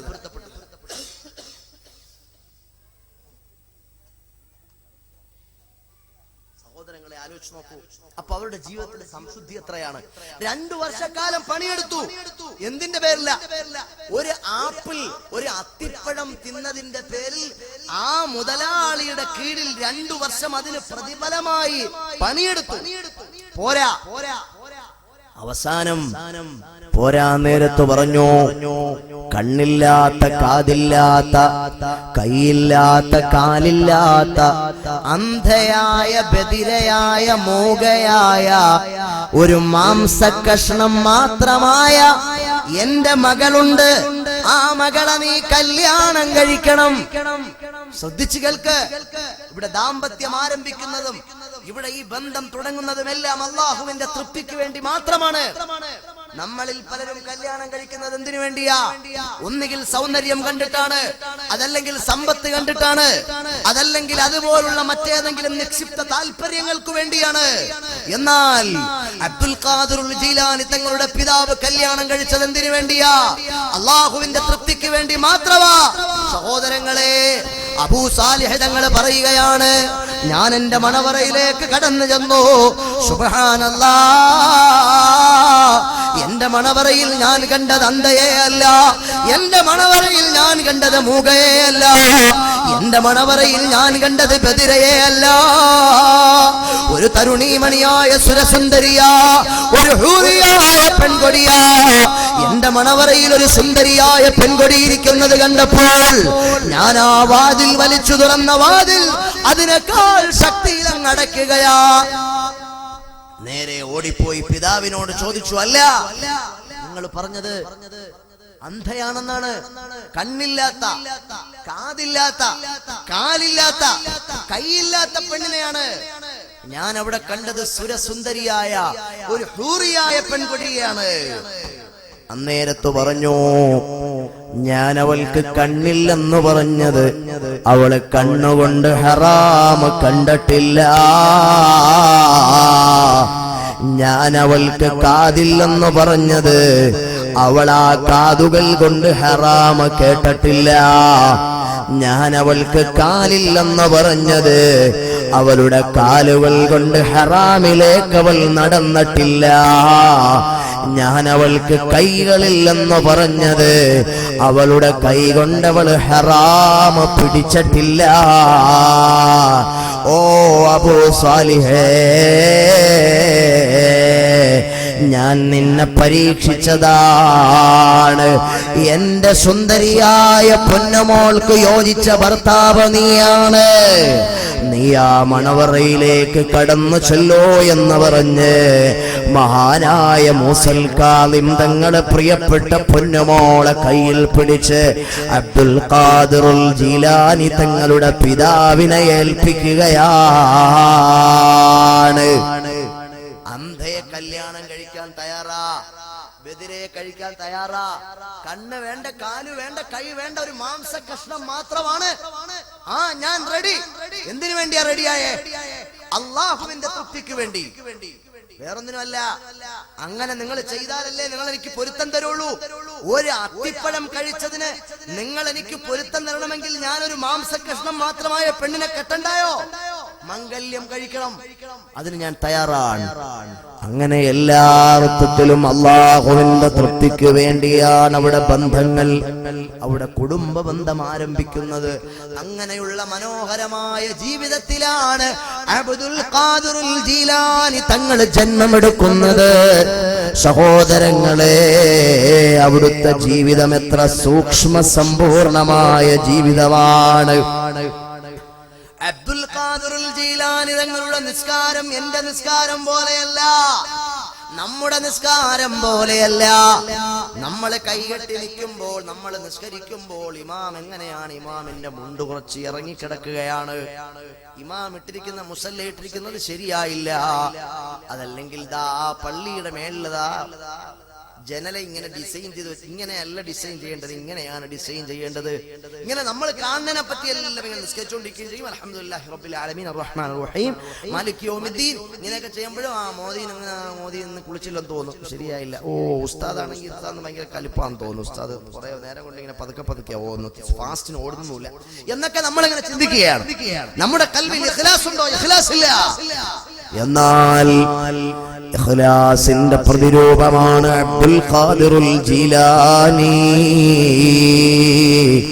സഹോദരങ്ങളെ, അവിടുത്തെ പരീക്ഷിക്കാൻ വേണ്ടി അതാ ഒരു വലിയ പാമ്പ് മുന്നിൽ വരികയാണ്. പാമ്പ്, ആ പാമ്പ് വന്നിട്ട് സുജൂദിന്റെ മക്കാനിൽ ഇങ്ങനെ നിൽക്കുകയാണ്, പണം വിടർത്തി ഇങ്ങനെ നിൽക്കുകയാണ്. അബ്ദുൽ ഖാദിർ ജീലാനി തങ്ങൾ അപ്പോൾ നിസ്കാരത്തിലാണ്, കൈയഴിച്ചില്ല. ഒരു കൊതുക് വന്നാൽ എന്റെ നിസ്കാരം ബാത്തിലാകും, ഒരു കൊതുക് വന്നാൽ നമ്മുടെ നിസ്കാരം ബാത്തിലാകും. അബ്ദുൽ ഖാദിർ ജീലാനി തങ്ങൾ ഇങ്ങനെ കൈയഴിച്ചിട്ടില്ല. റുക്കൂഅ് കഴിഞ്ഞു, സുജൂദിന്റെ മക്കാനിലാണ് പാമ്പ് നിൽക്കുന്നത്. ആ പാമ്പിനെ കൈ കൊണ്ട് ഇങ്ങനെ മെല്ലെ തട്ടി മാറ്റിയിട്ട് സുജൂദിന്റെ സ്ഥാനത്തേക്ക് സുജൂദ് ചെയ്യുകയാണ്. സലാം വീട്ടി കഴിഞ്ഞപ്പോൾ, നിസ്കാരത്തിൽ നിന്ന് വിരമിച്ചു കഴിഞ്ഞപ്പോൾ ആ പാമ്പതാ സ്വതസിദ്ധമായ ശൈലിയിൽ അബ്ദുൽ ഖാദിറുൽ ജീലാനി തങ്ങളോട് സംസാരിക്കുകയാണ്. പൽക്ക പറയുകയാണ്, അബ്ദുൽ ഖാദിറുൽ ജീലാനി തങ്ങളെ, ഞാനൊരു പാമ്പല്ല, ഞാൻ ജിന്ന് വർഗത്തിൽപ്പെട്ടയാളാണ്. നിങ്ങളെ പരീക്ഷിക്കാൻ വേണ്ടി ഞാൻ വന്നതാണ്. ഒരുപാട് ഔലിയാക്കളുടെ ഞാൻ പോയിട്ടുണ്ട്. അവരെല്ലാവരും നിസ്കരിച്ചു കൊണ്ടിരിക്കുമ്പോൾ ഞാൻ അങ്ങ് ചെന്നാൽ അവർ കൈയടിച്ചിട്ട് ഓടുകയാണ്. പക്ഷേ നിങ്ങൾ യഥാർത്ഥ ഔലിയാക്കളിൽ പെട്ടയാളാണ്. സഹോദരങ്ങളെ, പാമ്പിന്റെ കോലത്തിൽ ജിന്നുകൾ വന്നാരെ ഭയമേതും കൂടാതെ നീക്കിച്ച് വെച്ചോവർ. പാമ്പിന്റെ കോലത്തിൽ ജിന്നുകൾ വന്നാരെ ഭയമേതും കൂടാതെ നീക്കിച്ച് വെച്ചോവർ. അബ്ദുൽ ഖാദിറുൽ ജീലാനി തങ്ങൾ, പിശാചു വന്നു. പിശാച് ഏകാന്തമായ മരുഭൂമിയാണ്. സുബ്ഹാനല്ലാഹ്, നന്നേ വിശക്കുകയാണ്.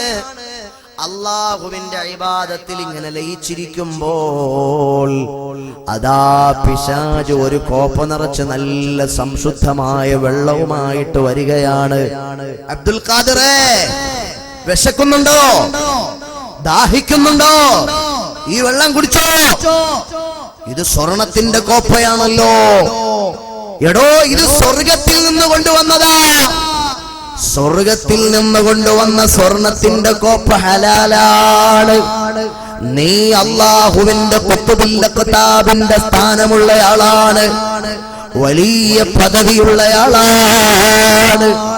അതുകൊണ്ട് നിനക്ക് കുടിക്കാൻ വേണ്ടി സ്വർഗത്തിൽ നിന്ന് അല്ലാഹു കൊണ്ടുവന്ന സ്വർണത്തിന്റെ കോപ്പയാണ്. അതുകൊണ്ട് ഇത് സ്വീകരിക്കണം അബ്ദുൽ ഖാദിറേ എന്ന് പിശാചങ്ങ് പറയുമ്പോൾ എന്റെ ഹബീബായ മുഹമ്മദ് മുസ്തഫ സല്ലല്ലാഹു അലൈഹി വസല്ലമ തങ്ങൾക്ക് അല്ലാഹു സ്വർണം ഹറാമാക്കിയെങ്കിൽ എനിക്കെങ്ങനെയാണോ അല്ലാഹു സ്വർണം ഹലാലാക്കുന്നത്? പോടാ പിശാചേ എന്ന് പറഞ്ഞ് ആട്ടിപ്പായിക്കുകയാണ് അബ്ദുൽ ഖാദിറുൽ ജീലാനി. സഹോദരങ്ങളെ, ഈ ഈമാൻ നമുക്കില്ല, ഈ ഇഖ്ലാസ് നമുക്കില്ല. ഇങ്ങനെ വലിയ ഇഖ്ലാസിന്റെ ഈമാനിന്റെ അൽ മുഅ്തസിം ബില്ലാഹ് രാജാവ് തന്റെ കൊട്ടാരത്തിന്റെ മട്ടുപ്പാവിൽ ഉലാത്തിക്കൊണ്ട് നിൽക്കുകയാണ്. കൊട്ടാരത്തിന്റെ ഭാഗത്ത് അങ്ങോട്ടും ഇങ്ങോട്ടും രാജാവ് നടന്നുകൊണ്ടിരിക്കുമ്പോൾ ഒരു വലിയ ശബ്ദം കേൾക്കുകയാണ്. ഒരു വലിയ ആരവം കേൾക്കുകയാണ്. രാജാവ് ചോദിച്ചു, എന്താണ് ഈ ആരവം കേൾക്കുന്നത്? അബ്ദുൽ ഖാദിറുൽ ജീലാനി, അത് അബ്ദുൽ ഖാദിറുൽ ജീലാനി തുമ്മിയ ശബ്ദമാണ് കേട്ടത്.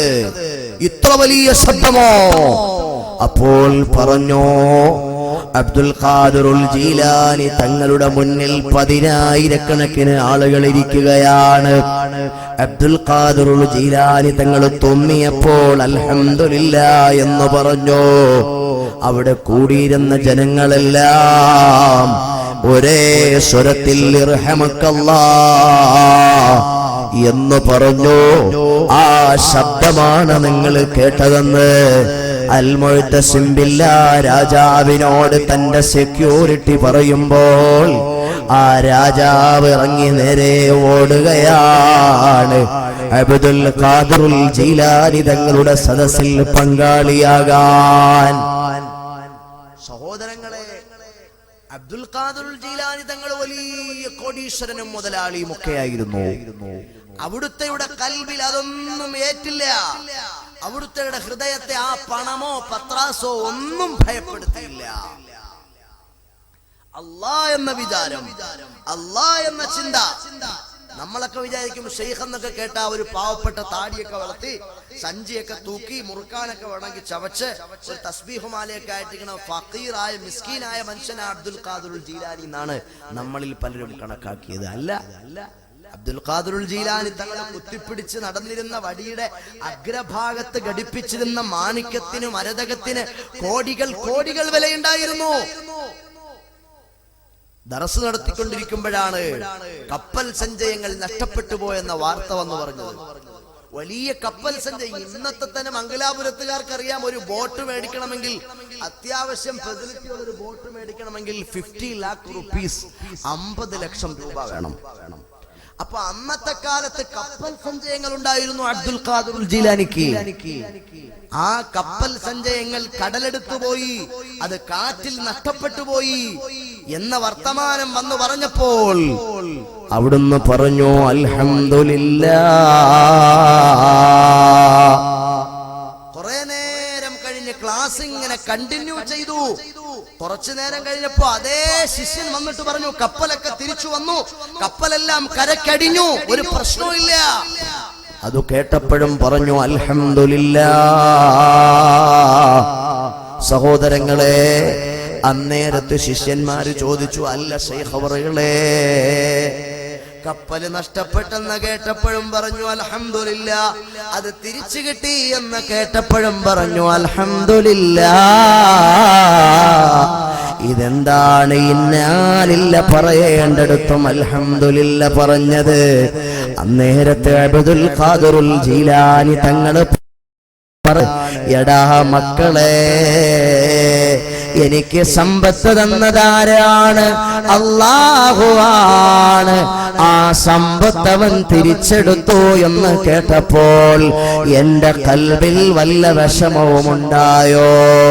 ഞാൻ എന്റെ കൽബിലേക്ക് നോക്കി, ആ കപ്പൽ സഞ്ചയങ്ങൾ അത് നഷ്ടപ്പെട്ടെന്ന് കേട്ടപ്പോൾ എന്റെ മനസ്സിൽ ദുഃഖമില്ലെന്ന് കണ്ടപ്പോൾ ഞാൻ എന്റെ റബ്ബിനെ സ്തുതിച്ചു അൽഹംദുലില്ലാഹ്. അത് തിരിച്ചു കിട്ടി എന്ന ഗുഡ് ന്യൂസ് വന്ന് പറഞ്ഞപ്പോൾ ഞാൻ എന്റെ ഹൃദയത്തിലേക്ക് നോക്കി, അത് തിരിച്ചു കിട്ടി എന്ന് പറഞ്ഞപ്പോൾ വല്ല സന്തോഷവും എനിക്ക് വന്നോ? എന്റെ ഹൃദയം അപ്പോഴും ശാന്തമാണ്, എന്റെ ഹൃദയം അപ്പോഴും സക്കീനത്തിലാണ്. ഞാൻ എന്റെ ഹൃദയത്തിന്റെ ശാന്തത കണ്ടുകൊണ്ട് പറഞ്ഞു അൽഹംദുലില്ലാഹ്. സഹോദരങ്ങളെ, അല്ലാഹുവിന്റെ ഔലിയാക്കളെല്ലാം കാണിച്ചു തന്ന മാർഗം അതാണ്. അവർക്ക് നഷ്ടമുണ്ടായാലും അവർക്ക് ലാഭമുണ്ടായാലും അവര് പറയുന്നത് അൽഹംദുലില്ലാഹ്. ഞാനൊരു സംഭവം പറയാം. മഹാനായ അബ്ദുല്ലാഹി ഇബ്നു ഉബൈദ് അബൂ ഉബൈദ റളിയല്ലാഹു അൻഹുവിൽ നിന്ന് ഉദ്ധരിക്കുന്ന സംഭവമാണ്. അബ്ദുൽ വാഹിദ് ഇബ്നു സയ്യിദ് റളിയല്ലാഹു അൻഹുവിൽ നിന്ന് ഉദ്ധരിക്കുന്ന സംഭവം. മറർതു ഫീ ബഅദിൽ ജിബാൽ, പർവതങ്ങൾ നിറഞ്ഞൊരു സ്ഥലത്തുകൂടെ ഞാൻ ഇങ്ങനെ നടന്നു പോകുകയാണ്. ബിശൈഖിൻ അഅമാ വഅസം മഖ്തൂഉൽ യദൈൻ വൽരിജ്ലൈൻ. അന്നേരത്ത് ആ വലിയ പാറക്കെട്ടുകൾക്കിടയിൽ ഒരു മനുഷ്യൻ, പ്രായമുള്ള വൃദ്ധനായ മനുഷ്യൻ ഇരിക്കുകയാണ്.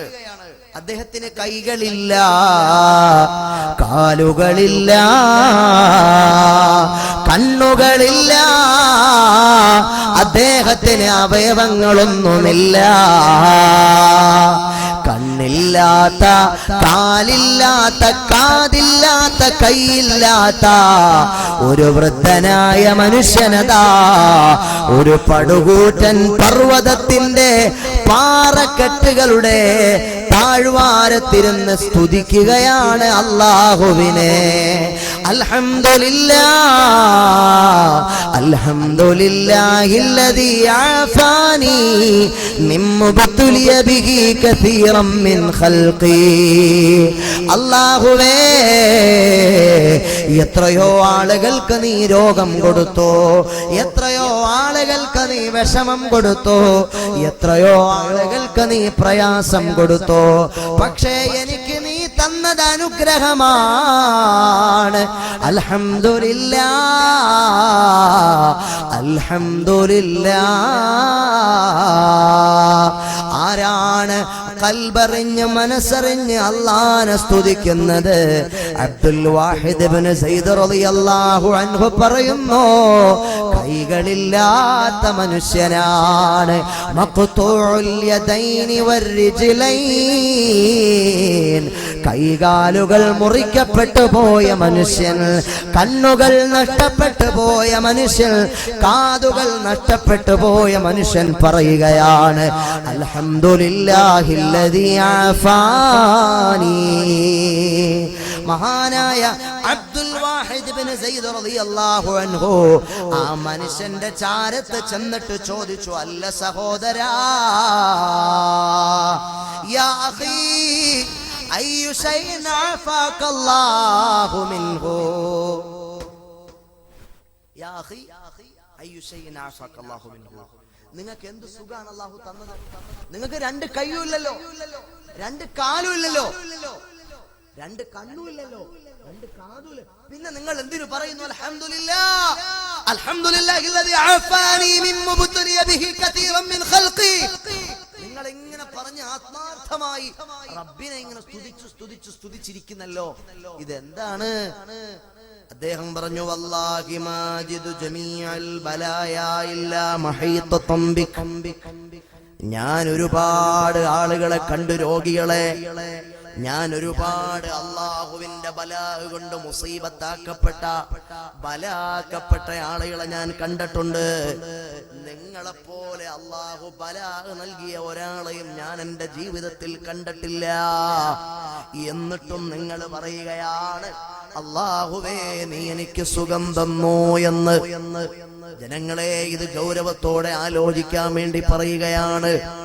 നമുക്ക് ചെറിയൊരു വിഷമമുണ്ടായാ പിന്നെ നമ്മൾ അള്ളാഹുവിനെ ചീത്ത വിളിക്കുകയാണ്. നമ്മുടെ ജീവിതത്തിൽ അള്ളാഹു തന്ന അനുഗ്രഹങ്ങളെ പറ്റി നമുക്ക് ഓർമ്മയില്ല. അള്ളാഹു നമുക്ക് തന്ന അനുഗ്രഹങ്ങളെ പറ്റി നമുക്ക് വിചാരമില്ല. എല്ലാ ഔലിയാക്കളും ലോകത്ത് പഠിപ്പിക്കുന്നത് അതാണ്. അള്ളാഹു നൽകിയ വലിയ വലിയ അനുഗ്രഹങ്ങളെ പറ്റി മനുഷ്യരെ നിങ്ങൾ ചിന്തിക്കണേ.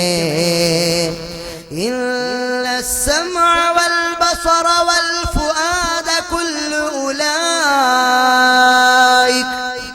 إن السمع والبصر والفؤاد كل أولئك كان عنه مسؤولا كل أولئك كان عنه مسؤولا. കണ്ണ് തന്നവൻ നമ്മളെ കണ്ണിനെ പറ്റി ചോദിക്കും. കാതു തന്നവൻ നമ്മൾ എന്ത് കേട്ടു എന്ന് ചോദിക്കും. ചെറുപ്പക്കാരാ, ഞാനും നീയും പാതിരാത്രി സമയത്ത് നിന്റെയും മൊബൈൽ ഫോണിന്റെ അകത്തളത്തിൽ തെറ്റായ തോന്നിവാസങ്ങൾ ഞാനും നീയും കണ്ടാസ്വദിക്കുകയാണ്. അല്ലാഹു ചോദിക്കും, മോനെ എന്തൊക്കെയാണ് കേട്ടത്?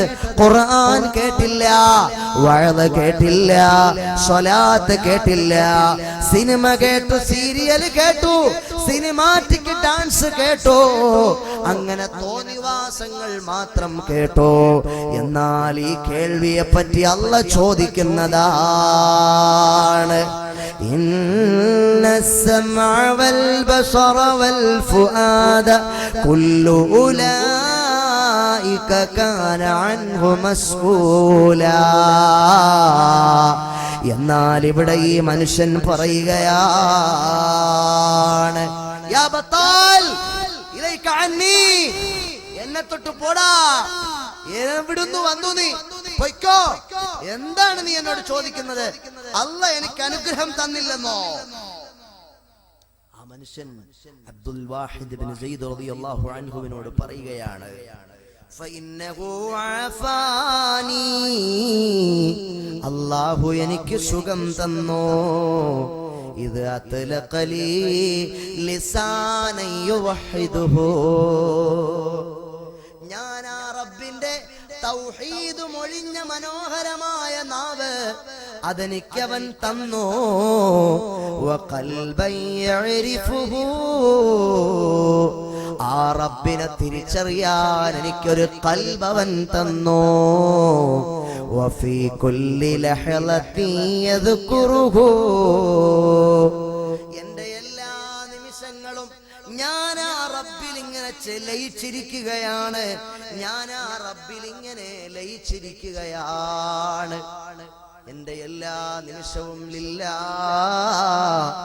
എനിക്ക് സിനിമ കാണാൻ സമയമില്ല, സീരിയൽ കാണാൻ നേരമില്ല, ബ്ലൂ ഫിലിം കാണാൻ നേരമില്ല. കൈയില്ലാത്ത, കാലില്ലാത്ത, കാതില്ലാത്ത മനുഷ്യൻ അദ്ദേഹം പറയുന്നു, എനിക്ക് റബ്ബൊരു നാവ് തന്നു. ആ നാവ് കൊണ്ട് ഞാൻ എപ്പോഴും അല്ലാഹനെ ഓർക്കുകയാണ്. എനിക്കൊരു ഖൽബ് തന്നു. ആ റബ്ബിനെ തിരിച്ചറിയാൻ എനിക്കൊരു ഖൽബവൻ തന്നു. അങ്ങനെയുള്ള റബ്ബിനെ ഞാൻ വാഴ്ത്തുകയാണ്. ഇത് ഔലിയാക്കളുടെ ലോകമാണ് സഹോദരങ്ങളെ. എനിക്കും നിങ്ങൾക്കും അപ്രാപ്യമായ ലോകമാണ്. ഔലിയാക്കളുടെ ലോകം അങ്ങനെയാണ്. അവർ അല്ലാഹുവിലേക്ക് ഇത്തരം ഇബാദത്തുകൾ കൊണ്ടങ്ങടുത്താൽ, മൻ ആദാലി വലിയൻ ഫഖദ് ആദൻതുഹു ബിൽ ഹർബ് വമാ തഖറബ ഇലയ്യ അബ്ദി ബിൻ നവാഫിൽ ഹത്താ ഉഹിബ്ബഹു ഇദാ അഹ്ബബ്തഹു കുന്തു സമഅഹു അല്ലദീ യസ്മഉ ബിഹി വബസറഹു അല്ലദീ യുബ്സിറു ബിഹി ويده التي يبطش بها ورجله التي يمشي بها وإن سألني لأعطيته ولئن استعاذني لأعيذنه.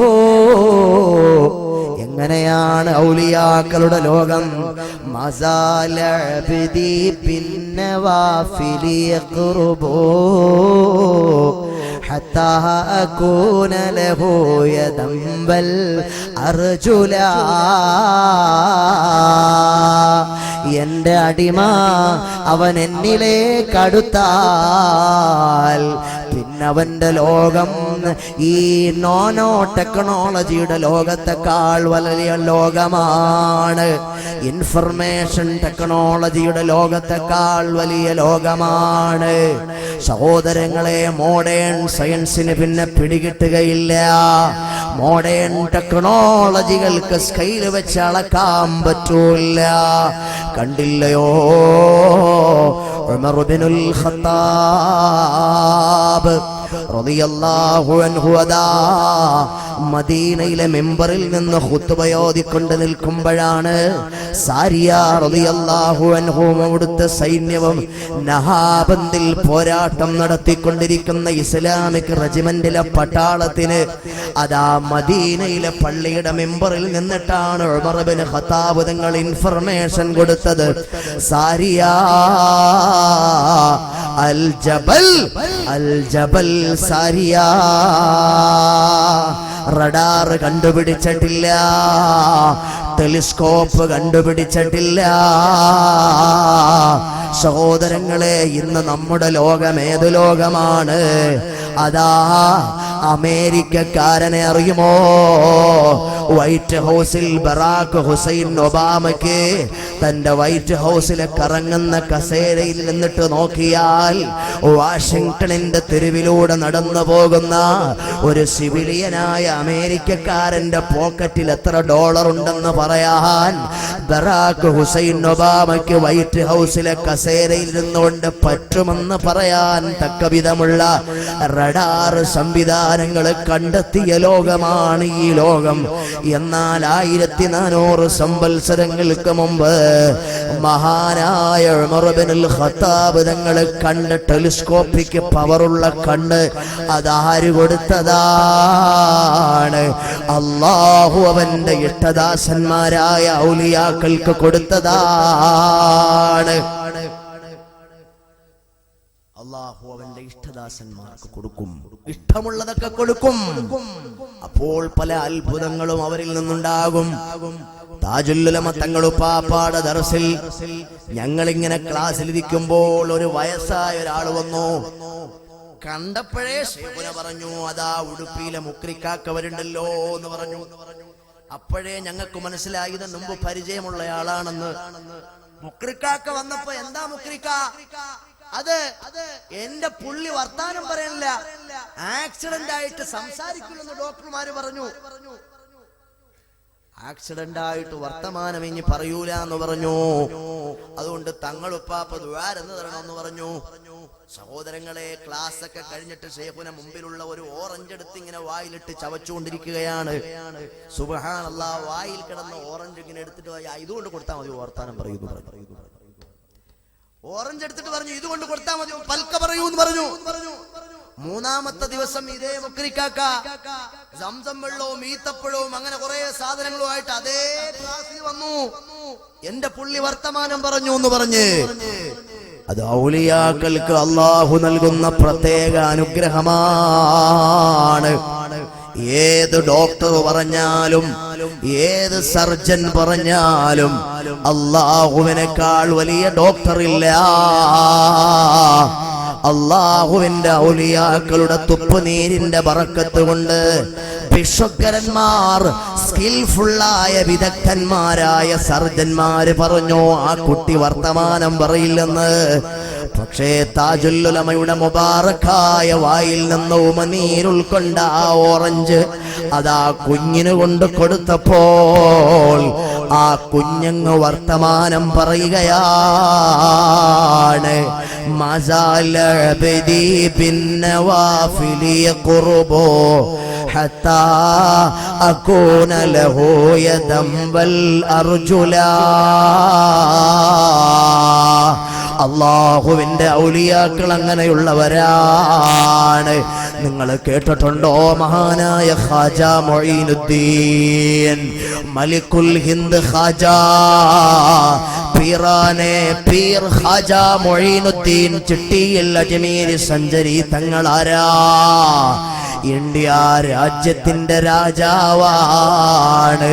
നരേന്ദ്രമോദി പ്രൈം മിനിസ്റ്റർ ആയപ്പോഴും അജ്മീറിൽ പോയിട്ടുണ്ട്. അടൽ ബിഹാരി വാജ്പേയി പ്രൈം മിനിസ്റ്റർ ആയിരുന്നപ്പോഴും അജ്മീറിൽ പോയിട്ടുണ്ട്.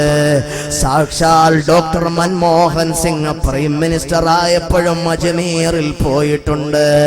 രാജീവ് ഗാന്ധിയും പോയിട്ടുണ്ട്. ജവഹർലാൽ നെഹ്റുവും പോയിട്ടുണ്ട്. ഇന്ദിരാഗാന്ധിയും പോയിട്ടുണ്ട്.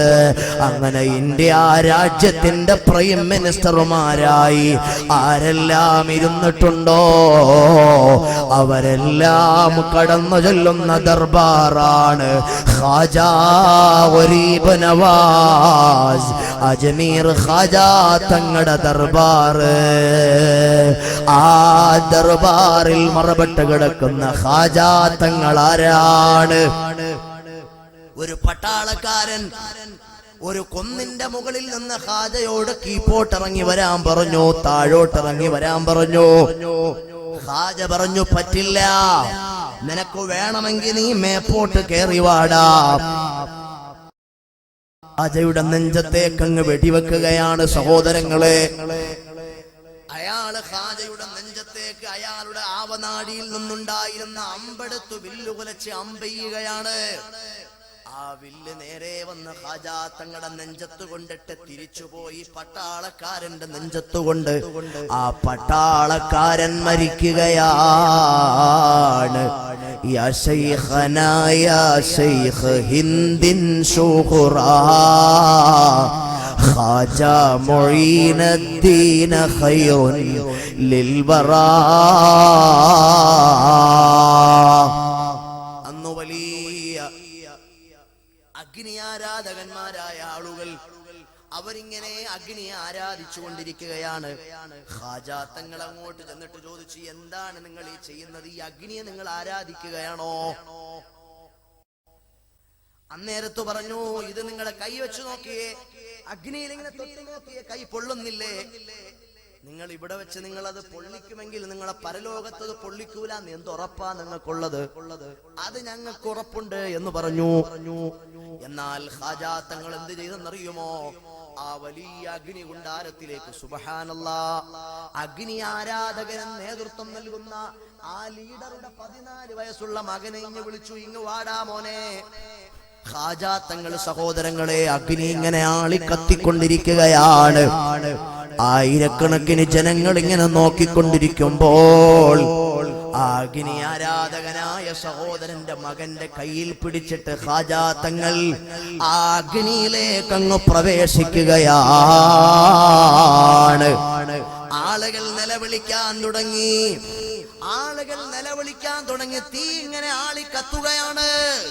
അഗ്നിസ്ഫുലിംഗങ്ങൾ ആകാശം മുട്ട ഉയർന്ന് കത്തുകയാണ്. ആ തീയിലേക്ക് ഖാജാ തങ്ങൾ ആ ചെറിയ കുട്ടിയുടെ കയ്യിൽ പിടിച്ചങ്ങ് പോകുകയാണ്. സുബ്ഹാനല്ലാഹ്, മണിക്കൂറുകൾ കഴിഞ്ഞു. ഖാജാ തങ്ങൾ ആ കുട്ടിയുടെ കയ്യിൽ പിടിച്ച് സിമ്പിളായിട്ട് ഇറങ്ങി വരികയാണ്. ഒരു രോമത്തിന് പോലും ഒരു കേടുപാടും വന്നില്ല. ആ ജനങ്ങൾ മുഴുവനും വിളിച്ചു പറഞ്ഞു, അഷ്ഹദു അല്ലാ ഇലാഹ ഇല്ലല്ലാഹ് വ അന്ന മുഹമ്മദർ റസൂലുള്ളാഹ്. ഇങ്ങനെയാണ് ഔലിയാക്കൾ. സഹോദരങ്ങളെ, അവർക്കൊരിക്കലും ബുള്ളറ്റ് പ്രൂഫിന്റെ ആവശ്യമില്ല. അവർക്കൊരിക്കലും ഒരു സംവിധാനങ്ങളുടെയും ആവശ്യമില്ല. അല്ലാഹുവിലേക്ക് ഖൽബ് തിരിഞ്ഞ ആളുകളാണ്. അവർക്ക് ലോകത്താരെയും പേടിക്കേണ്ടതില്ല. അലാ ഇന്ന ഔലിയാ അല്ലാഹ് ലാ ഖൗഫുൻ അലൈഹിം വലാ ഹും യഹ്സനൂൻ. അവർക്കാരെയും പേടിയില്ല. ഔലിയാക്കളുടെ ലോകം നമുക്ക് പറഞ്ഞാൽ മനസ്സിലാകാത്ത ലോകമാണ്. നമ്മുടെ ബ്രെയിനിന് പരിധിയുണ്ട് എന്ന് പറഞ്ഞാൽ നിങ്ങള് എല്ലാം ഇവിടെ ഉള്ളതെല്ലാം നമുക്ക് കാണാൻ പറ്റുന്നുണ്ടോ? സഹോദരങ്ങളെ, ഞാനിപ്പോ നിങ്ങളെ ഫേസ് ടു ഫേസ് നോക്കുമ്പോ നിങ്ങളെ കാണുന്നുണ്ട്. നിങ്ങൾ മാത്രമല്ല ഇവിടെ ഉള്ളത്, ഇവിടെ വേറെ ഒരുപാട് സാധനമുണ്ട്. അതെല്ലാം നമുക്ക് കാണാൻ നമ്മുടെ കണ്ണിന് പവറില്ല. മനസ്സിലായില്ല? ഒരു ടെലിവിഷൻ കൊണ്ടുവിടെ വെക്കട്ടെ, ആ ടെലിവിഷൻ റിസീവറാണ്. ഇതിലൂടെ മീഡിയ ഒരുപാട് ന്യൂസ് പോകുന്നുണ്ട്. ഇതിലൂടെ ഒരുപാട് സീരിയൽ പോകുന്നുണ്ട്, ഒരുപാട് സിനിമ പോകുന്നുണ്ട്, ഒരുപാട് ന്യൂസ് ചാനലുകൾ പ്രൊവൈഡ് ചെയ്യുന്ന ന്യൂസുകൾ പോകുന്നുണ്ട്. അത് നമ്മൾ കാണുന്നില്ല, നമ്മൾ കേൾക്കുന്നില്ല എന്ന് വെച്ച് അത് ഇല്ല എന്ന് പറയാൻ പറ്റില്ല. അത് ബുദ്ധിയല്ല, മറിച്ച് അതിനെ ഗ്രാസ്പ് ചെയ്യാൻ, അതിനെ റിസീവ് ചെയ്യാൻ നമുക്ക് കപ്പാസിറ്റി ഇല്ല എന്ന് വേണം പറയാൻ. നമ്മുടെ കണ്ണുകൾക്ക് അത് കാണാനുള്ള ശേഷിയില്ല. ഒരു ടെലിവിഷൻ കൊണ്ടുവച്ച് നോക്കൂ, ആ ടെലിവിഷൻ അത് റിസീവ് ചെയ്ത് നമുക്ക് കാണിക്കും.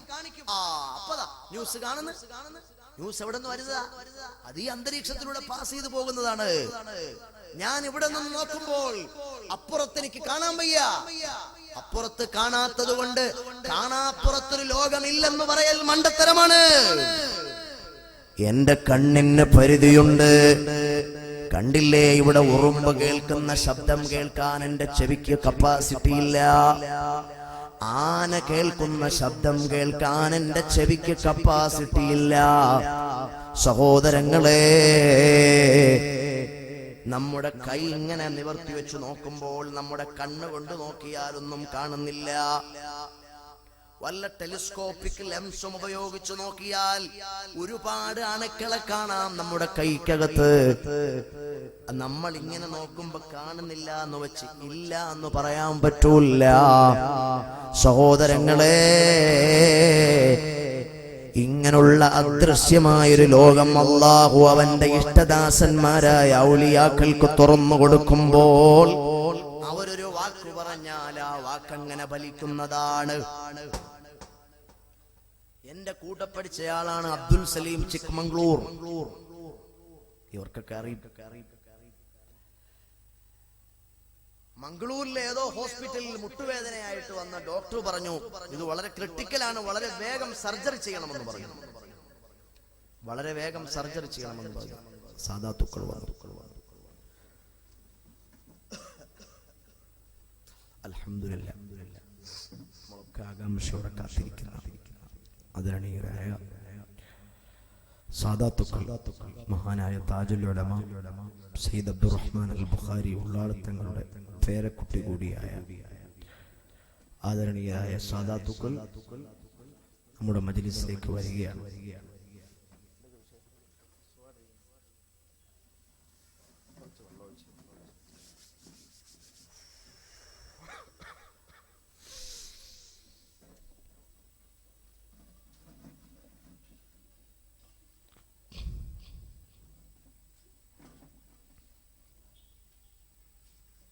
طلع البدر علينا من ثنيات الوداع وجب الشكر علينا ما دعا لله داع أيها المبعوث فينا جئت بالأمر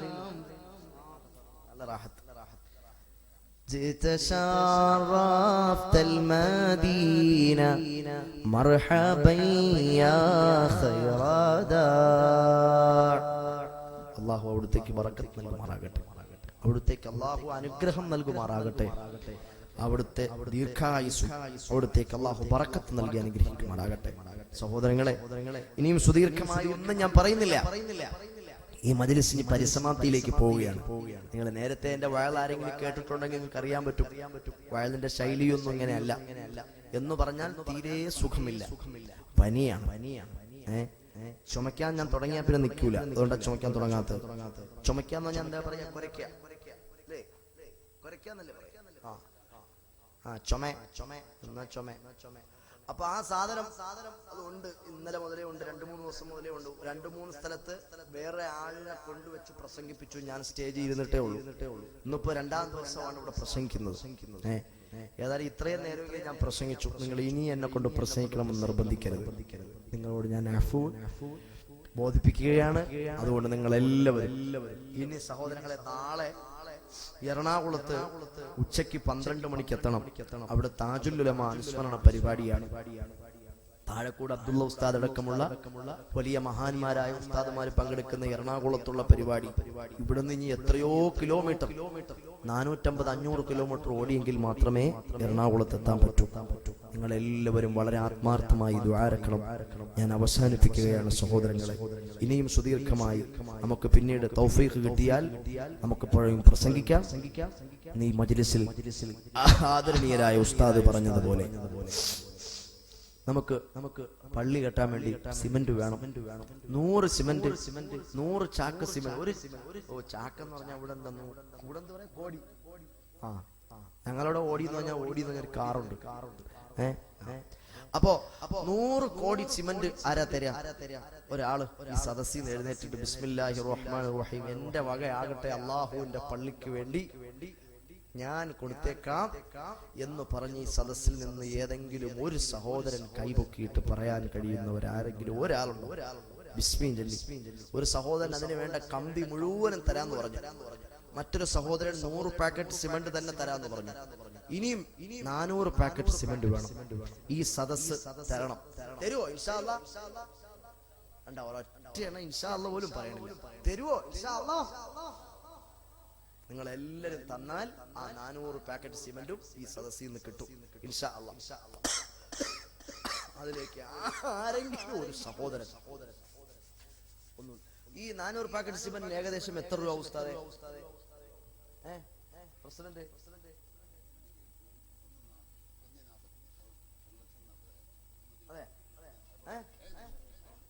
അതെ അതെ അതെ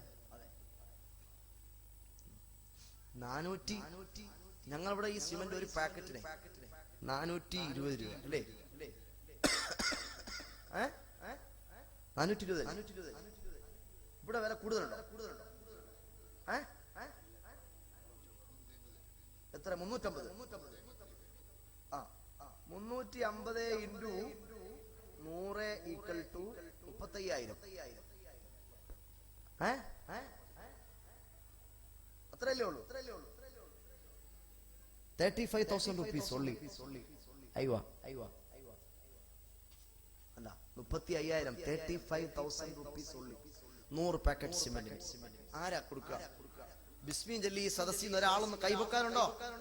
ഞാൻ കൊടുത്തേക്കാം എന്ന് പറയാൻ നമുക്ക് എല്ലാവർക്കും ആരെങ്കിലും ഒരാൾ, ഒരു ചെറുപ്പക്കാരൻ ഞാൻ ഈ സദസ്സിൽ നിന്ന് പ്രതീക്ഷിക്കുകയാണ്. എന്നാണ് വേണ്ടത്? എന്നാ വേണ്ടതെന്നാ പറയും. അല്ല, നമ്മൾ എല്ലാ ആൾക്കാർക്ക് സമയം കൊടുത്ത് പറഞ്ഞാൽ മതി. എന്നാലും എന്ന് കൊടുക്കും. നമ്മൾ എപ്പോ പണി സ്റ്റാർട്ട് ചെയ്യും? ഫെബ്രുവരി 1st വീക്ക് വർക്ക് സ്റ്റാർട്ട് ആവും ഇൻഷാ അല്ലാഹ്. ആര് കൊടുക്കും ഈ സദസ്സിന്? ഞാൻ കൊടുത്തേക്കാന്ന് പറയാൻ കഴിഞ്ഞ നല്ല റാഹത്തോടെ 35,000 ഒരുമിച്ച് കൊടുക്കണമെന്നില്ല. ആദ്യം ഒരു 25 പാക്കറ്റ് റൈ കൊടുക്കുക, കുറച്ചു നേരം കഴിഞ്ഞ് പിന്നെ 25 പാക്കറ്റ് റൈ കൊടുക്കുക. അങ്ങനെ തന്നാലും സ്വീകരിക്കുമല്ലോ. എങ്ങനെ കൊടുത്താലും അവർ സ്വീകരിക്കും. ആരാ കൊടുക്കുക? ബിസ്മില്ലാഹിർ റഹ്മാനിർ റഹീം എന്ന് പറഞ്ഞ് ഈ സദസ്സിൽ ഒരു ചെറുപ്പക്കാരനായ യുവാവ് അള്ളാഹുവിന്റെ ദീനിന്റെ പള്ളി ഉയർത്താൻ വേണ്ടി, പള്ളിക്ക് വേണ്ടിയില്ലേ, പള്ളിക്ക് മൻബന മസ്ജിദൻ ലില്ലാഹി തആല ബനല്ലാഹു ലഹു ബൈതൻ ഫിൽ ജന്ന. ആരെങ്കിലും എനിക്ക് വേണ്ടി പള്ളി കെട്ടി തന്നാൽ അവന് ഞാൻ സ്വർഗം കെട്ടി നൽകാമെന്ന് മുഹമ്മദ് മുസ്തഫ സല്ലല്ലാഹു അലൈഹി വസല്ലം. അതുകൊണ്ട് ആരാ കൊടുക്ക? ഈ സദസ്സിൽ ഒരു സഹോദരൻ ബിസ്മി ചൊല്ലിയിട്ട് ഞാൻ കൊടുത്തേക്കാന്ന് പറയാൻ കഴിയുന്നവരാരെങ്കിലും ഒരാളുണ്ടോ? ഒരൊറ്റയാൾ മതി ഈ സദസ്സിൽ ബിസ്മി ചൊല്ലി ഒന്ന് കൈപൊക്കാൻ.